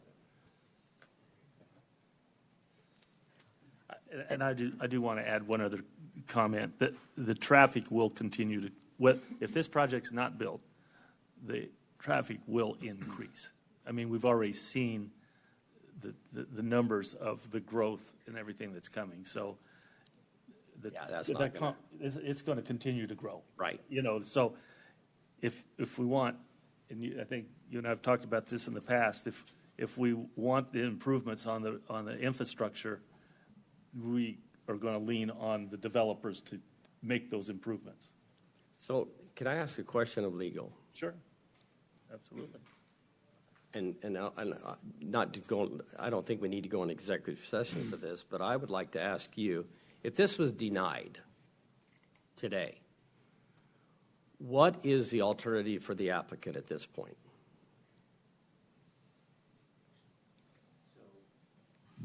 Is there a time frame? Can they never do anything with this piece of property, or they have to stay within the restraints? Give us some direction here on that, legal-wise. Chairman, members of the board, Supervisor Goodman, my understanding is that it eventually could be brought back through planning and zoning for another proposal as to what to do with this land. However, if I can actually ask staff to assist as to the nuts and bolts of any mechanism that would be needed for that. Chairman, that's correct. They would have an opportunity to represent this to the back to the Planning and Zoning Commission with revisions after a certain set period of time established in our code. I can't speak to what the exact number is off the top of my head. The time, you're not certain about the time? 6 months, a year? I believe it's either 6 months or a year. It's one of those two options. Oh, really? Yeah. But if we remand it back to the P&Z right now, there is no time frame. Chair and Supervisor, if I could just speak to that. The client is in escrow with the property owner and doesn't have that kind of time, but if it went back to Planning Commission, then they could rework it and do what you're suggesting and bring you a proposal that you may like and you may not like, but the folks behind me may also like. To say they haven't worked diligently, you know, they've been great members of the community. I mean, Wolf Companies and Wonderwise have been great members of the community for many years, and I think they're just asking for a chance because over the last few weeks they've heard these comments and they want to try to rework something that works. If you deny it, then they can't come back for 6 months or a year. That doesn't do anybody any good. I don't think there's any harm in sending it back to Planning Commission for them to rework something, and if everyone dislikes it then you can send the exact message you just did, but not to give them a chance. I don't know. They're not bad people. They've been very, helpful in the community and active and supportive. Well, and I know the people from the daycare, the owners of that. I don't know the Wolf Company, to be honest with you, and I'm not familiar with them living or being in the community itself. But I do know the daycare, the people there, and they're trying to find the locations. And that is a need that we have. I'm not going to disagree with you. We have a large need for daycare in our community. Do you know the time frame? Is it 6 months or is it a year? Are you looking that up? Chairman, members of the board, I believe the answer is 6 months per the Development Services Code. Okay, and that in 6 months, there's a lot that you could accomplish working with the citizens and with the town of Queen Creek to come up with a project that'll be acceptable for the community as a whole. Don't you think? Chair and Commissioner or Supervisor, yeah, I would agree that 6 months would be great, but they don't own the property and they'll be out of escrow by then, so they won't have that opportunity. So that will not. So they don't even own the property right now. normally these types of transactions, they're in escrow, they close upon approval or shortly thereafter. Yeah. So, yeah. That's how they all all are. speculation. Yeah, That's what it is. It's speculation. Well, these guys, actually, I mean, just for whatever it's worth, I mean, Wolf Company is so excited about this partnership with WonderWise that they're trying to roll this out now across the state, like as an example of cool, ways to have attainable housing with childcare, which is a neat thing. And this is a price point that's below the build for rent, which is most of the product that you're talking about, but above those units that some of the folks were citing that were like $1,300. It's like a $1,700 per month rent rate, which is right in the wheelhouse of if you're a teacher or an essential worker, so a hospital worker, which is why the nurses came out for it, I think. So, Chairman Miller. Yes, go ahead. I'd like to make a comment. Mrs. Rose, I appreciate the fact that you came here today, but 89 people, 90 people have come today prepared. And it says request. It doesn't say definite to postpone. So I appreciate the fact that you're asking, but again, they came prepared. It doesn't seem like you came prepared. The people who read the agenda, it said request. So I think if they really wanted to come here and back this project, they should have been here today. I know I go to a gunfight with a gun, not a knife. And that's how I look at this, is that they came prepared today, and unfortunately your client didn't. So I just want to make that comment. I appreciate it. You've been on the phone with me. You've called me. I'll take your phone call every day of the week. But, again, I just don't feel that we – anyway, I'll leave it at that. And Chair and Supervisor, just for my client's sake, I advise them. I mean, I've always had the free continuance idea, so I said, of course, if you're going to rework the site, let's ask for that. And then these people that are our supporters all work. They all work. They're not retired. They're not, there's very few of them are. So, and I'm not insulting people who aren't retired. That's great. But just the stage of life, they have to actually take off work. They have to get off work from their bosses. So when they see something that says requesting continuance, and I don't say, hey, take off work, it would be unfortunate to have that. And, when there's a lot of people, and we have 109 signatures in support from working people in Pinal County. We have 98 emails in support. None of those were form emails. All of those were individual emails of people who wanted to live in this type of a community. So, Mr. Chair, question. Yeah. So, Go ahead. What we're voting on here is to approve, deny, approve or deny, or to continue. Is that correct? Oh, and the fourth, you could remand it back to. And remand it back. We know something's going to come on this property somewhere, someday, somehow. Yeah. If we deny it, we're just denying the removal of this area from the general PAD. Yeah. That's it. Yeah. If we remand it back, we know something's coming. If we remand it back, it's going to, not remand it back, that's like going backwards. But if we remand it to P&Z, then they can go rework it. And if we don't like it, then we can deny it again, or we can remand it back again, because it's going to keep coming over and over and over. Right. So at this point, I would make a motion to remand it to Planning and Zoning and see what they come up with. Thank you. Okay. Well, now, the reason is outside. I can deny it. I could ask for a denial, but something else is going to come. If we remand it, they get a chance to do something different. It may not be apartments. It may be something totally different, in which case we can deny that one or remand it again. So I'm not saying I'm against or for any of it. I'm just saying that I would remand it back to P&Z, but not continue. But that's not a continuance. That's true. We write on that. We have that authority to send it back to P&Z.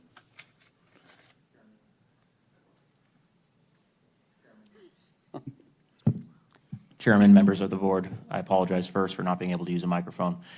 Two, yes, that is correct. You may remand it back to Planning and Zoning. You have that authority. Yes. Yes. And at that point, maybe they can implore some of these requests that they've heard today, that the client's representation has heard today, and add it in. And I mean, we'll just have to see where it goes. I just think that gives the client opportunity to try and put something together that will happen in the future. No matter what, something's going to go there someday. I mean, I understand that, but part of where. But I think I have a hard time. I think the market decides all this stuff. I'm just a free market guy. So anyway, I have a motion to send it back to P&Z. Do I have a second? So that's the same as a continuance? No. In essence? In essence. Yeah.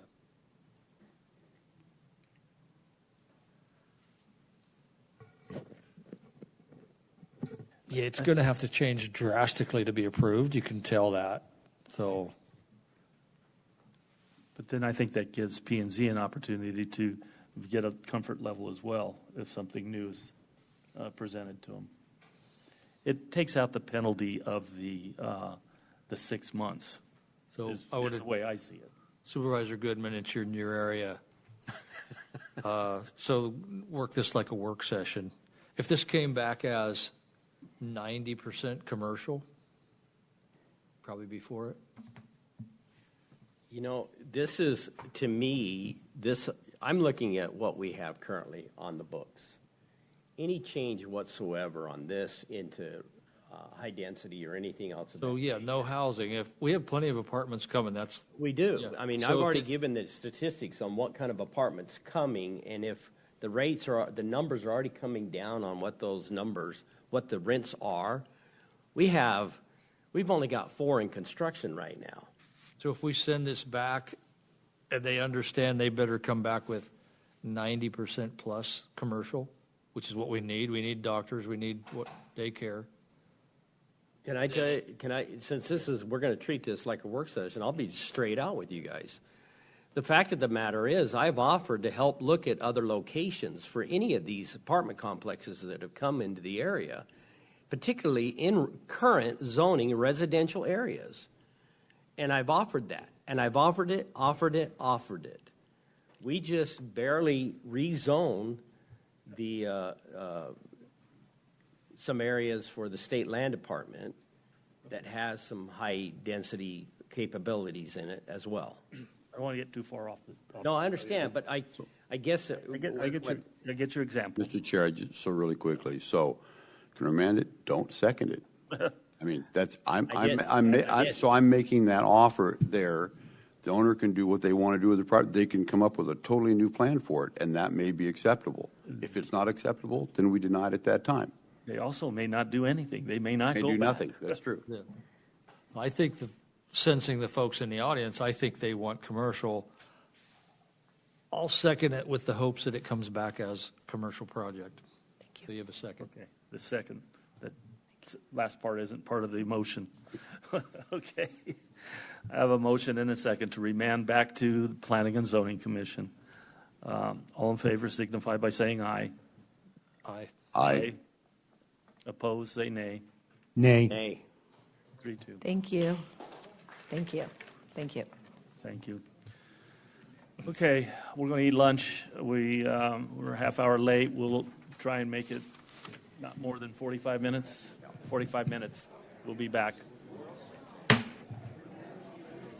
Need to have a motion to remand 15, 16, and 17 back to P&Z.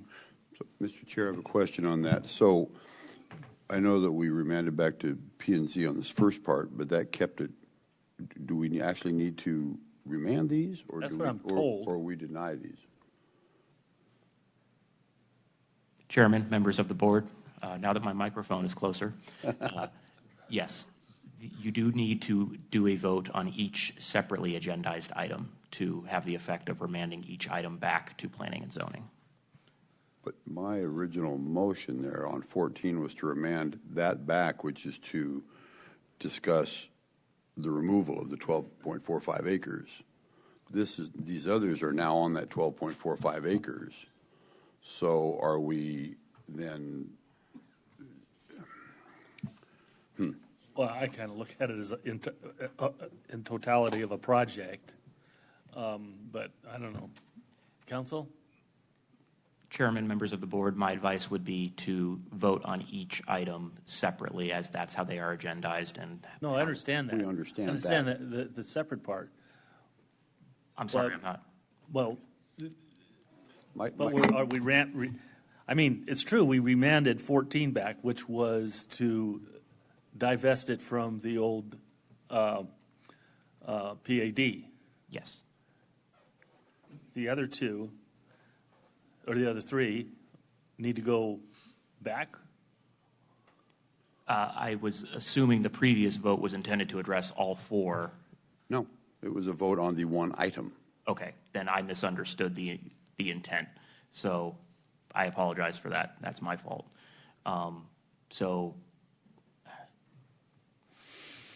Would that effectively not deny these other three is where I'm going, because the other one was to divest it from the original PAD.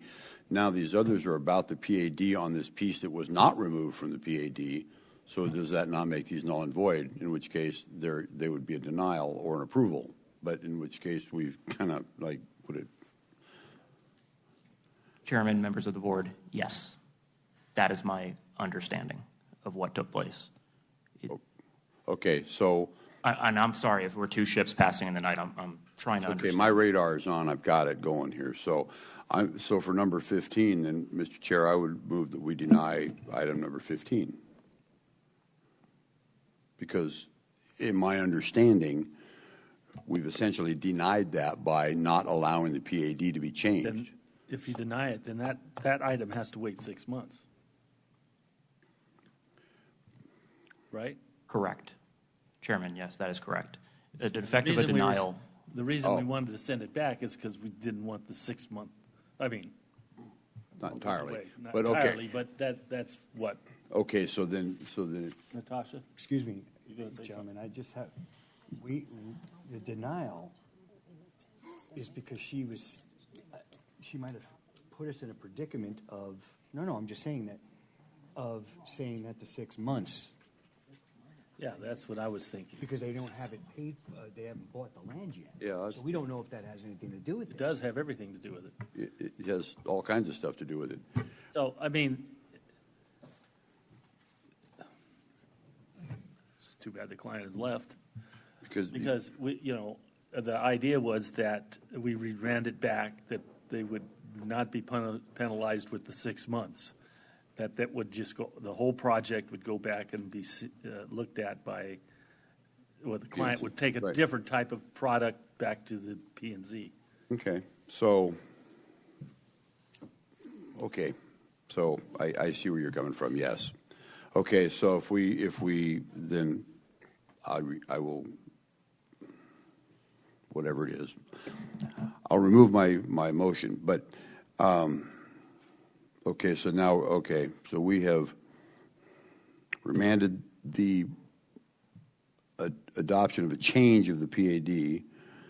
That's the one thing we did back to P&Z, and now we're going to remand the project back to P&Z as well. Yes. Okay, so I think I'm fairly clear on that. Okay, and it does what it does. Okay, so in that case, Mr. Chair, I move that we remand item 15 back to P&Z as presented. Okay, do I have a second? I have a second. All in favor signify by saying aye. Aye. Aye. Opposed, say nay. Nay. Nay. Okay. Number 16. Mr. Chair, I move that we remand item 16 back to Planning and Zoning Commission as presented. I have a motion and a second. All in favor signify by saying aye. Aye. Aye. Opposed, say nay. Nay. Nay. Okay, and then Mr. Chair, I move that we remand item 17 back to Planning and Zoning Commission as presented. Second. I have a motion and a second. All in favor signify by saying aye. Aye. Aye. Opposed, say nay. Nay. Nay. Okay. So now I'm going to go back to item number 9, the Justice Court, if I can find it. Here we go. Good afternoon, It has Chairman. a public hearing component to it. After the presentation, we will open the public hearing component to this. Good afternoon, Chairman, members of the board. Sharon Barney with Justice Court Administration. I'm here to present item number 9, but first I'd like to apologize for our absence this morning, and thank you for allowing us to present this afternoon. This item proposes the repeal of ordinance number 050615-JCFS, known as the Pinal County Justice Court Public Service Fee Schedule, and the adoption of the new ordinance number 080625-JCFS, which will carry the same name. Ordinance number 050615-JCFS, enacted in 2015, established a fee schedule for justice court services related to both civil and criminal matters. However, the civil fees outlined in that ordinance are now below the minimum amounts required by Arizona revised statutes and the Arizona Supreme Court, rendering them obsolete. Additionally, the ordinance no longer adequately supports the rising costs associated with services in criminal matters. If approved, this proposed ordinance will replace the outdated fee schedule and authorize the collection of updated fees for public services related exclusively to criminal court matters. The updated schedule includes an increase from $25 to $33 for applicable services aligning with the current state fee for civil matters. This item was presented at the June 11th, 2025 work session, and no revisions were requested at that time. The required public comment period was held. It's been properly advertised and concluded with no written comments received. If you have any questions, I'd be happy to answer them. Thank you. Any questions of staff at this point? Okay, I'm going to open up the public hearing at this time. Anybody want to come up and speak to this item? These fee changes? Seeing none, public hearing is closed. Board's pleasure. Mr. Chair, I'd like to make a motion that we approve item number 9 as presented. I have a motion. Do I have a second? Second. I have a motion and a second. All in favor signify by saying aye. Aye. Opposed, say nay. Ayes have it. Thank you. Have a good day.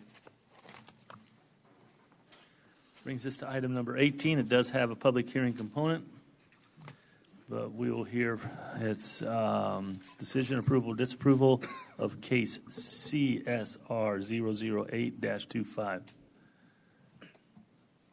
Good afternoon, Chairman, Vice Chairman, Supervisors. My name is Valentin Panchenko. I'm planner. I'm here to present you case CSR 00825.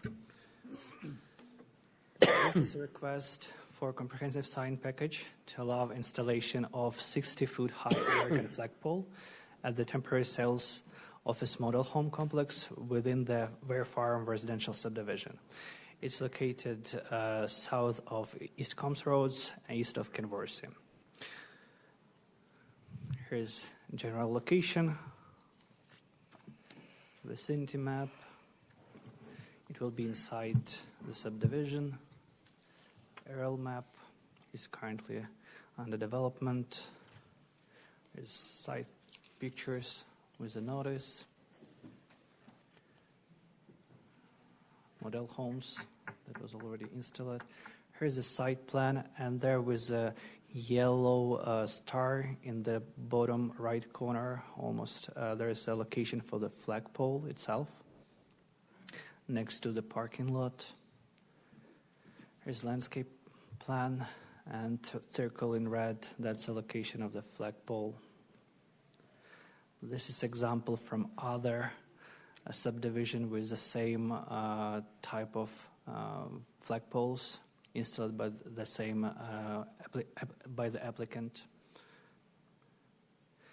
According to the Development Services Code, if the flagpole height exceeds more than 50% the maximum height of the zone, then it needs to be approved by the Board of Supervisors. This flagpole is located within R7 zoning, and the maximum height is 30 feet, and the requested flagpole is double the maximum height. So they need to seek the approval by the board. Generally, 60 feet high, steel, white in color, American flag, which is exempt. It's 12 by 80. And the sign review committee met in June regarding this case and recommended approval with two stipulations, one of which will be tightening this approval or denial within the temporary use permit, which already was issued for this complex home. And after the temporary use permit will expire, they need to remove the flagpole itself as well. There was no comments from the public, neither opposition, neither support. Any questions? Any questions for staff? Seeing none, I'll open up the public hearing. Would you like to comment on this flagpole? Seeing none. Public hearing is closed. Board's pleasure. Mr. Chair, I'd like to make a motion that we approve item number 18 as presented with two stipulations. I have a motion. Do I have a second? Second. Motion and a second. All in favor signify by saying aye. Aye. Aye. Opposed, say nay. Ayes have it. Thank you. Number 19 is discussion, approval, disapproval of ordinance 2025 PZ 008-25, an ordinance approving case PZ 00825. Greg Davis, iPlan Consulting Agent.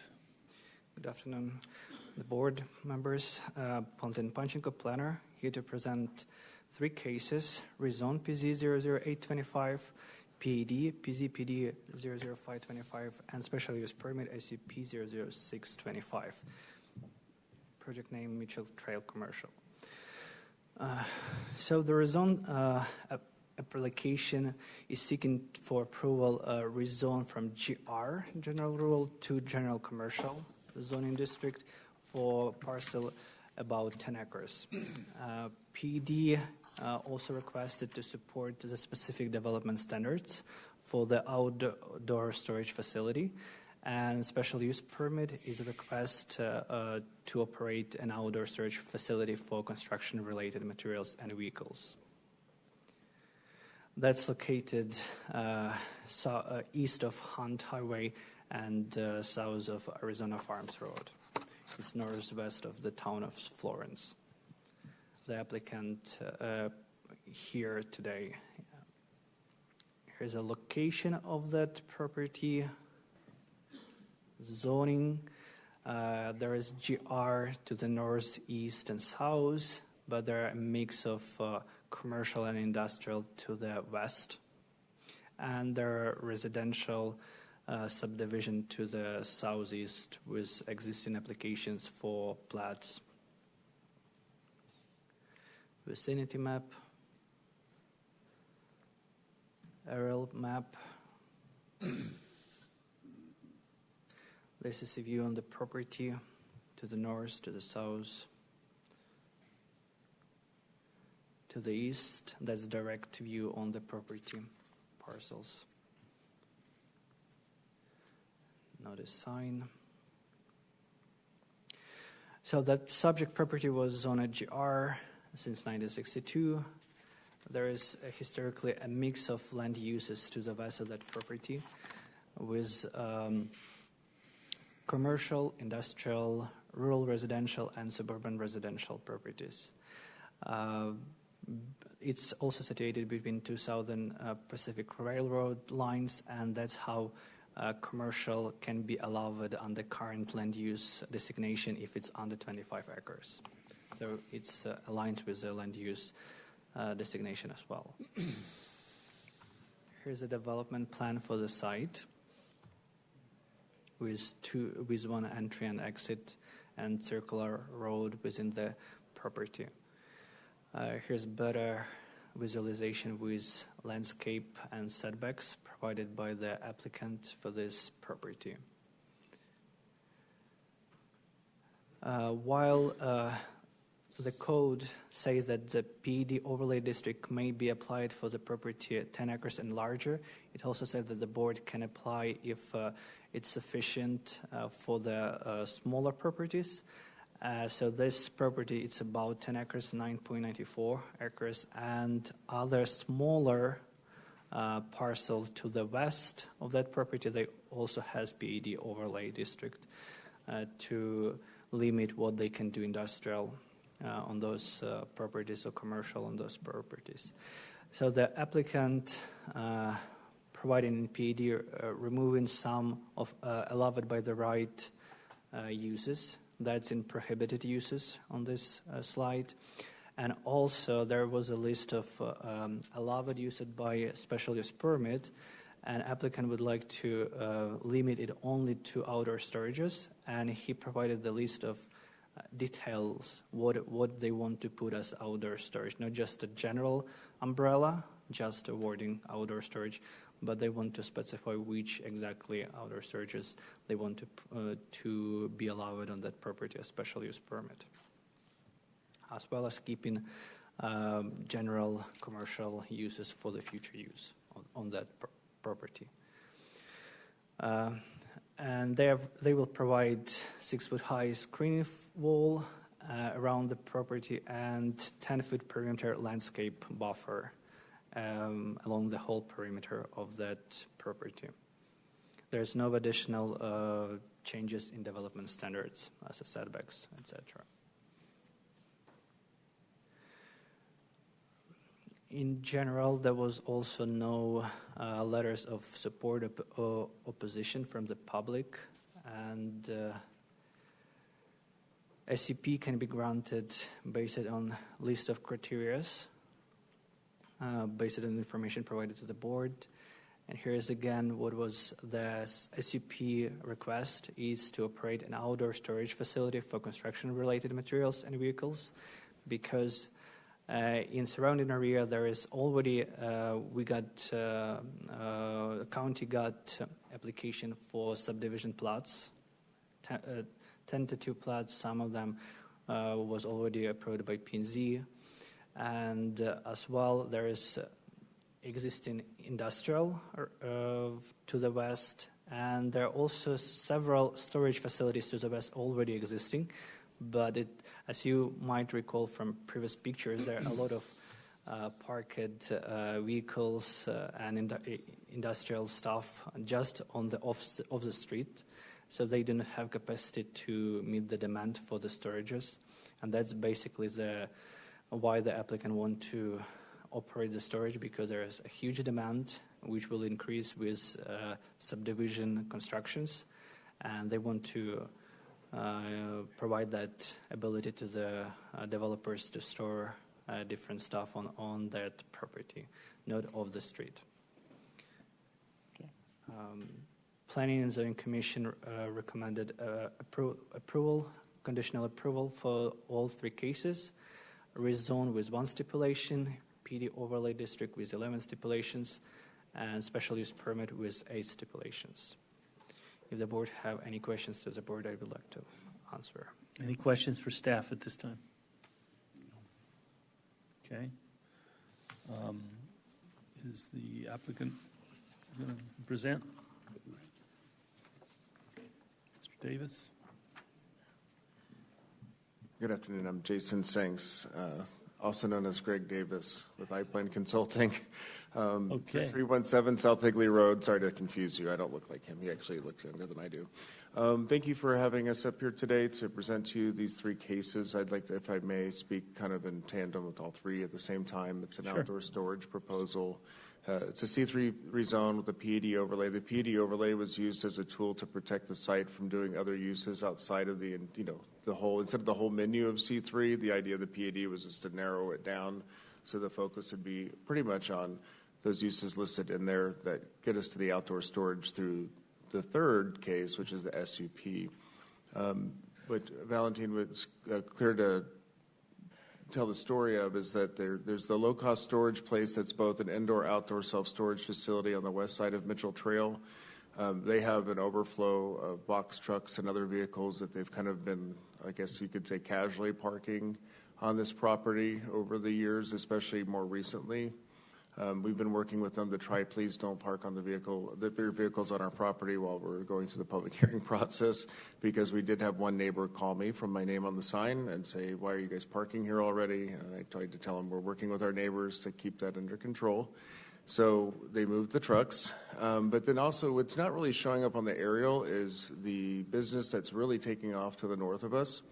It appears to be kind of like, I'm not sure if it's a grading firm, but they have a lot of little tiny backhoes and excavating equipment, like small excavating equipment, and a lot of trucks and a lot of employees. And they also were parking on the property, on the fringes of it. So you can see a lot of that popping up in the aerial. So we're really hoping that the storage place across on the west side of Mitchell Trail, as well as the business to the north, would be our first customers if we're successful in this, so that we can provide a site that's been improved with screening, landscape buffers, control access gates, and all the dust proofing that's going to be required by air quality control, so that they can start leasing space from us and make this a successful business rather than just kind of casually parking there when we're not there. But I'd like to answer questions if you have any. It's pretty straightforward. I know it looks like a lot of applications, but really it's just a proposed outdoor storage facility. There's a lot of demand in the area. Okay. Any questions for the applicant? Mr. Chair, just quickly. So whoever owns the property is just essentially making an outdoor storage facility to handle the trucks that are already parking on it from the neighbors. I mean, that's basically where we're going here. Yeah, make some money on it. Through the chair, that is, that's how the dots are connecting exactly. So thank you. Yes. Okay. I mean, I see that, and okay. Thank you. Okay. Any other questions? And I have a card at Jason. So let me open the public hearing. Public hearing is open. Anybody else would like to speak to this matter? Seeing none, I will close the public hearing. Any questions for staff? So we got 3 separate votes here, guys. Sure. Mr. Chair, I move that we approve item 19 as presented. I have a motion. One stipulation. And one stipulation. Second. I have a motion and a second. All in favor signify by saying aye. Aye. Those say nay. Ayes have it. Item number 20. Mr. Chair, I move we approve item 20 as presented with 11 stipulations. Second. I have a motion and a second. All in favor signify by saying aye. Aye. Opposed, say nay. Ayes have it. 21. Mr. Chair, I move we approve item number 21 as presented with 8 stipulations. I have a motion. Do I have a second? Second. I have a motion and a second. All in favor signify by saying aye. Aye. Aye. Opposed, say nay. Ayes have it. Thank you. Thank you. Okay. Brings us to item number 22. Resolution. Good afternoon, Mr. Chair, board members. So SUP 020-24, this is a proposal requesting approval of special use permit to operate a motocross park on 120.83 acres. This is generally located in the southwest corner of Sisler Road and West Hannah Road within Casa Grande, unincorporated Pinal County. Applicant is Jessica Sarkeesian. This shows you the general location, more zoomed in here. And this shows you the aerial of the existing motocross track. Case map. And then, so the subject acreage is zoned general rural zoning district. Special use permit would allow a motocross racetrack to occur between 8 a.m. and 9 p.m., except during the summer months. Then it would be from 7 a.m. to 9 p.m. Applicant must use dust control measures for the property. Flood zone is AE. Santa Cruz Wash runs on the eastern portion of the property. Track is existing with storage buildings on site and portable restrooms. So available records show that the property is designated general rural. In August 22, a complaint was submitted regarding structures without permits, and the applicant was subsequently advised to apply for a special use permit to allow then the current track. So subject site is surrounded also by general rural zoning with low density residential surrounding that. Public response. We received 29 letters of support and 2 of opposition. We have not received any other agency comments. SUP 020 has 20 added stipulations, and this shows you those stipulations.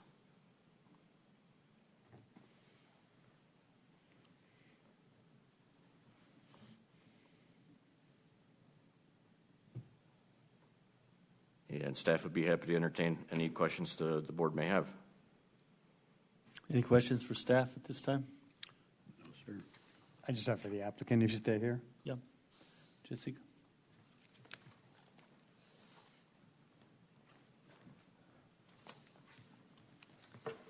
Good afternoon. My name is Jessica Sarkisian with Upfront Planning, 1811 South Almschool Road in Mesa, representing the owner. So, yeah, he had a great presentation. This originally came as an existing park before the owner bought it. It was being operated under a nonprofit kind of thing, and so, things get done weird ways, and now it's back into reality. And so now it's a commercial park, and all the issues that were in code compliance have been remedied. They removed the buildings that were non-permitted and dilapidated and falling down anyway, so that's all been cleared. The site's been improved. They've done site updates along the perimeters as well. And so, yeah, I have a presentation if you like, but if you have questions, so you can see here just on the aerial that although it is 120 acres, there's quite a bit of the park that can't be utilized because of the floodplain. So we were staying out of that. We went through drainage plan review, traffic studies, all that stuff. And thankfully, we've had great work with the county, and they have agreed that our drainage study is correct, and we're not impacting anything in any way. It's been there for a very long time, and they just wish to continue to operate. So you had a question. Yeah, my question was just, so I remember during planning and zoning, there was you can have about 40 or 50 RVs parked. Mm-hmm. Okay. Just curious about with 40 or 50 generators running all night long, about what the neighbors would have an issue. That's all. I just, it's a lot of RVs, and it affect the neighbors. That's all. Yeah, so there is different hours during the summer and the winter based on what they're going to need. But as far as the generator, so it was up. The stipulation is shall not exceed 50 trailers on the site, and that has to do with travel trailers, all that kind of different stuff. It could be a variety of different things. And so there is a decibel level requirement at the perimeter that's also part of a stipulation, so that's in place. And then we only really have the one neighbor directly you can see on that map to the west. And so there's actually a solid concrete block wall adjacent to that side property. They've also installed oleanders to continue to diffuse, and there's also more stuff. And we've also just pulled off the access from their road, so nobody actually should go down that street for them. And it's set back quite a bit. So the RVs would be obviously not anywhere near. You can see it would be further south and towards the middle of the site. Okay. So I just wanted to make sure that the neighbors were upset that there was going to be 40, 50 RVs. Again, in the wintertime, you won't be running generators at night generally, but in the summertime. And again, that is not all the time. We have also a stipulation about how many times per year those bigger events could occur. But they would have just track openings and people, so you wouldn't have those RVs there all the time. Just want to be good to the neighbors. Yes, that's all absolutely. I want. Thanks. I've been there and eaten dust many times with events. Any more questions for the applicant? Any questions for the applicant? No. Okay. Board's pleasure. Mr. Chair. Comment. Oh, I'm sorry. Public, yeah. Open up the public hearing. Don't rush. Okay, no one for the public hearing. We close the public hearing. Board's pleasure. Mr. Chair, I move we approve item 22 as presented with 20 stipulations. Second. I have a motion and a second. All in favor signify by saying aye. Aye. Opposed, say nay. Ayes have it. Thank you. 23. Discussion of resolution number 2025, SUP. So SUP 002-25. This is also a special use permit request for Kruger Ranch sorting. This is requesting approval of special use permit to allow equestrian training and occasional events on 12.48 acres. This is located southeast of Corman Road and South Margaret Avenue. Applicant is also Jessica Sarkisian. This shows you the general location. vicinity map, aerial photo of the property and surrounding. And the case map, as you see, you have Coolidge to the north and Ely to the west. So this shows you the zoning. Again, this is GR zoned. So the special use permit would allow ranch sorting and training and occasional events, not to exceed 4 per year, with limited electrical hookups for those visiting the events. This would be seasonal, December through April, with shows typically beginning around 9 in the morning and finishing around 7 p.m. Site's relatively flat, contains little vegetation, and in February 2023, a complaint was submitted regarding team sorting activity, too many horses and cattle on the property, and people living in RVs. So on October 30th, the 23, a meeting was held between the owner, applicant, and staff, wherein it was suggested that a SUP would be required to allow the continued use. City of Coolidge, north of the site, again, the land to the west is vacant, and there are homes to the east and west. Planning and Zoning Commission recommended approval with a 9-0 vote. There's 14 stipulations of approval, and no opposition was received by staff at the time the report was written. And staff would be happy to entertain any questions the board may have. Okay. Any questions for staff? Hearing or seeing none. Jessica? Again, Jessica Sarkisian with Upfront Planning. I have a presentation if you want, or it's just, again, clarifying on this project. It is those 3 properties of equestrian use. The complaint actually derived from a property owner who used to live to the north, has since vacated, and they've acquired the property. So now this is for ranch sorting, and very similar to roping, but it's sorting, so they actually train there. And then again, there would be certain events, very similar to the motocross. We stipulated a lot of the same steps the way they did it. However, this one does already have tie-in for electrical. There's no sewer or septic, though. They would be there and just tie in electrical and then be done. But yeah, that's, if anybody has any questions, it's very Pinal County. Very Pinal County. Any questions for the applicant? Seeing none, let's open up the public hearing. Anybody want to speak to this item? Seeing none, we'll close the public hearing. Board's pleasure. Mr. Chair, I move we approve item 23 as presented with 14 stipulations. I have a motion. Do I have a second? Second. I have a motion and a second. All in favor signify by saying aye. Aye. Aye. Opposed, say nay. Ayes have it. Thank you. Item number 24. Good afternoon, Chair, Vice Chair, members of the board. Patrick Zay Roberts, Senior Planner, presenting case number 24 for an amendment to ordinance number 2025 PZPD 01924. So this is a request for approval of an ordinance amendment to ordinance number 2025 PZPD 01924 to correct a defective legal description and the scrivener's error provided in that original ordinance. The ordinance was previously approved on May 7, 2025 with reference to a legal description inconsistent with the identified parcel and a scrivener's error referencing an incorrect case number. The amended 2025 PZPD 01924 seeks to correct these 2 errors and all other provisions of the original ordinance remaining unchanged in full force and effect. The property in question is located at the southeast corner of East Cloudview Avenue and South Superstition Mountain Drive in Gold Canyon, with the applicant in question being Pew and Lake PLC, with JSH Time LLC for Camelot Homes Home Builders. This is the location of the property in the Gold Canyon area. A regional context map showing the location in comparison to the Gold Canyon site, and the vicinity map showing the location of the property, this portion, the northeast part of the Camelot Homes subdivision.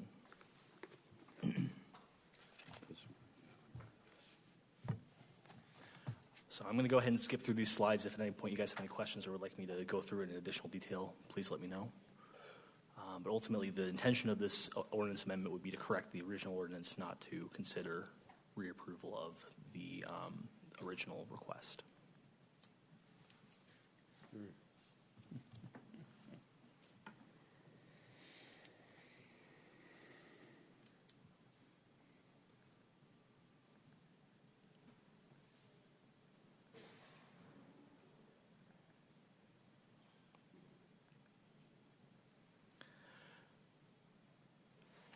So again, this is a request to amend PZPD 01924 with the original 5 stipulations, with a correction to the legal on file and the incorrect case number as provided with the amended ordinance.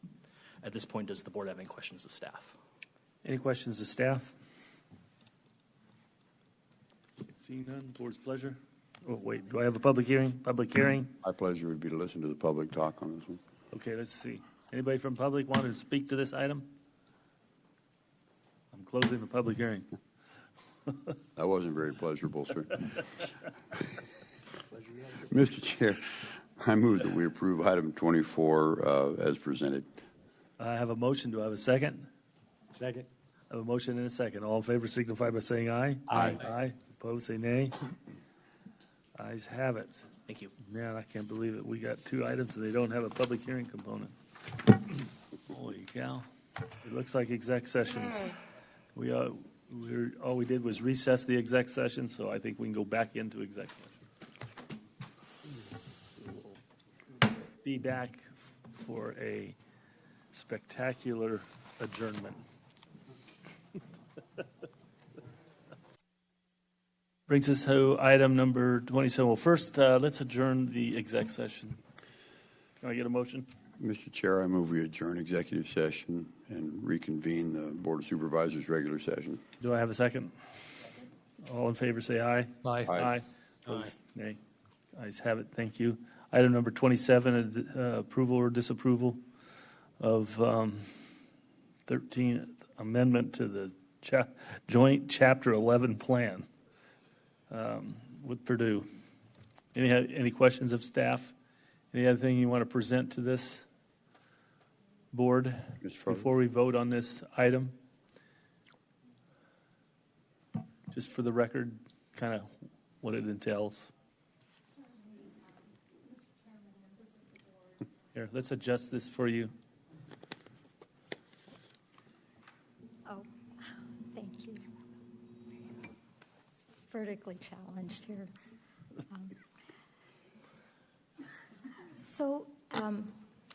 Purdue Pharmaceuticals is a defendant in litigation, or was in the litigation for the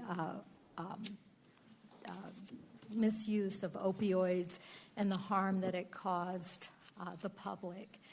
Our citizens were harmed and continue to be harmed by the misuse of opioids.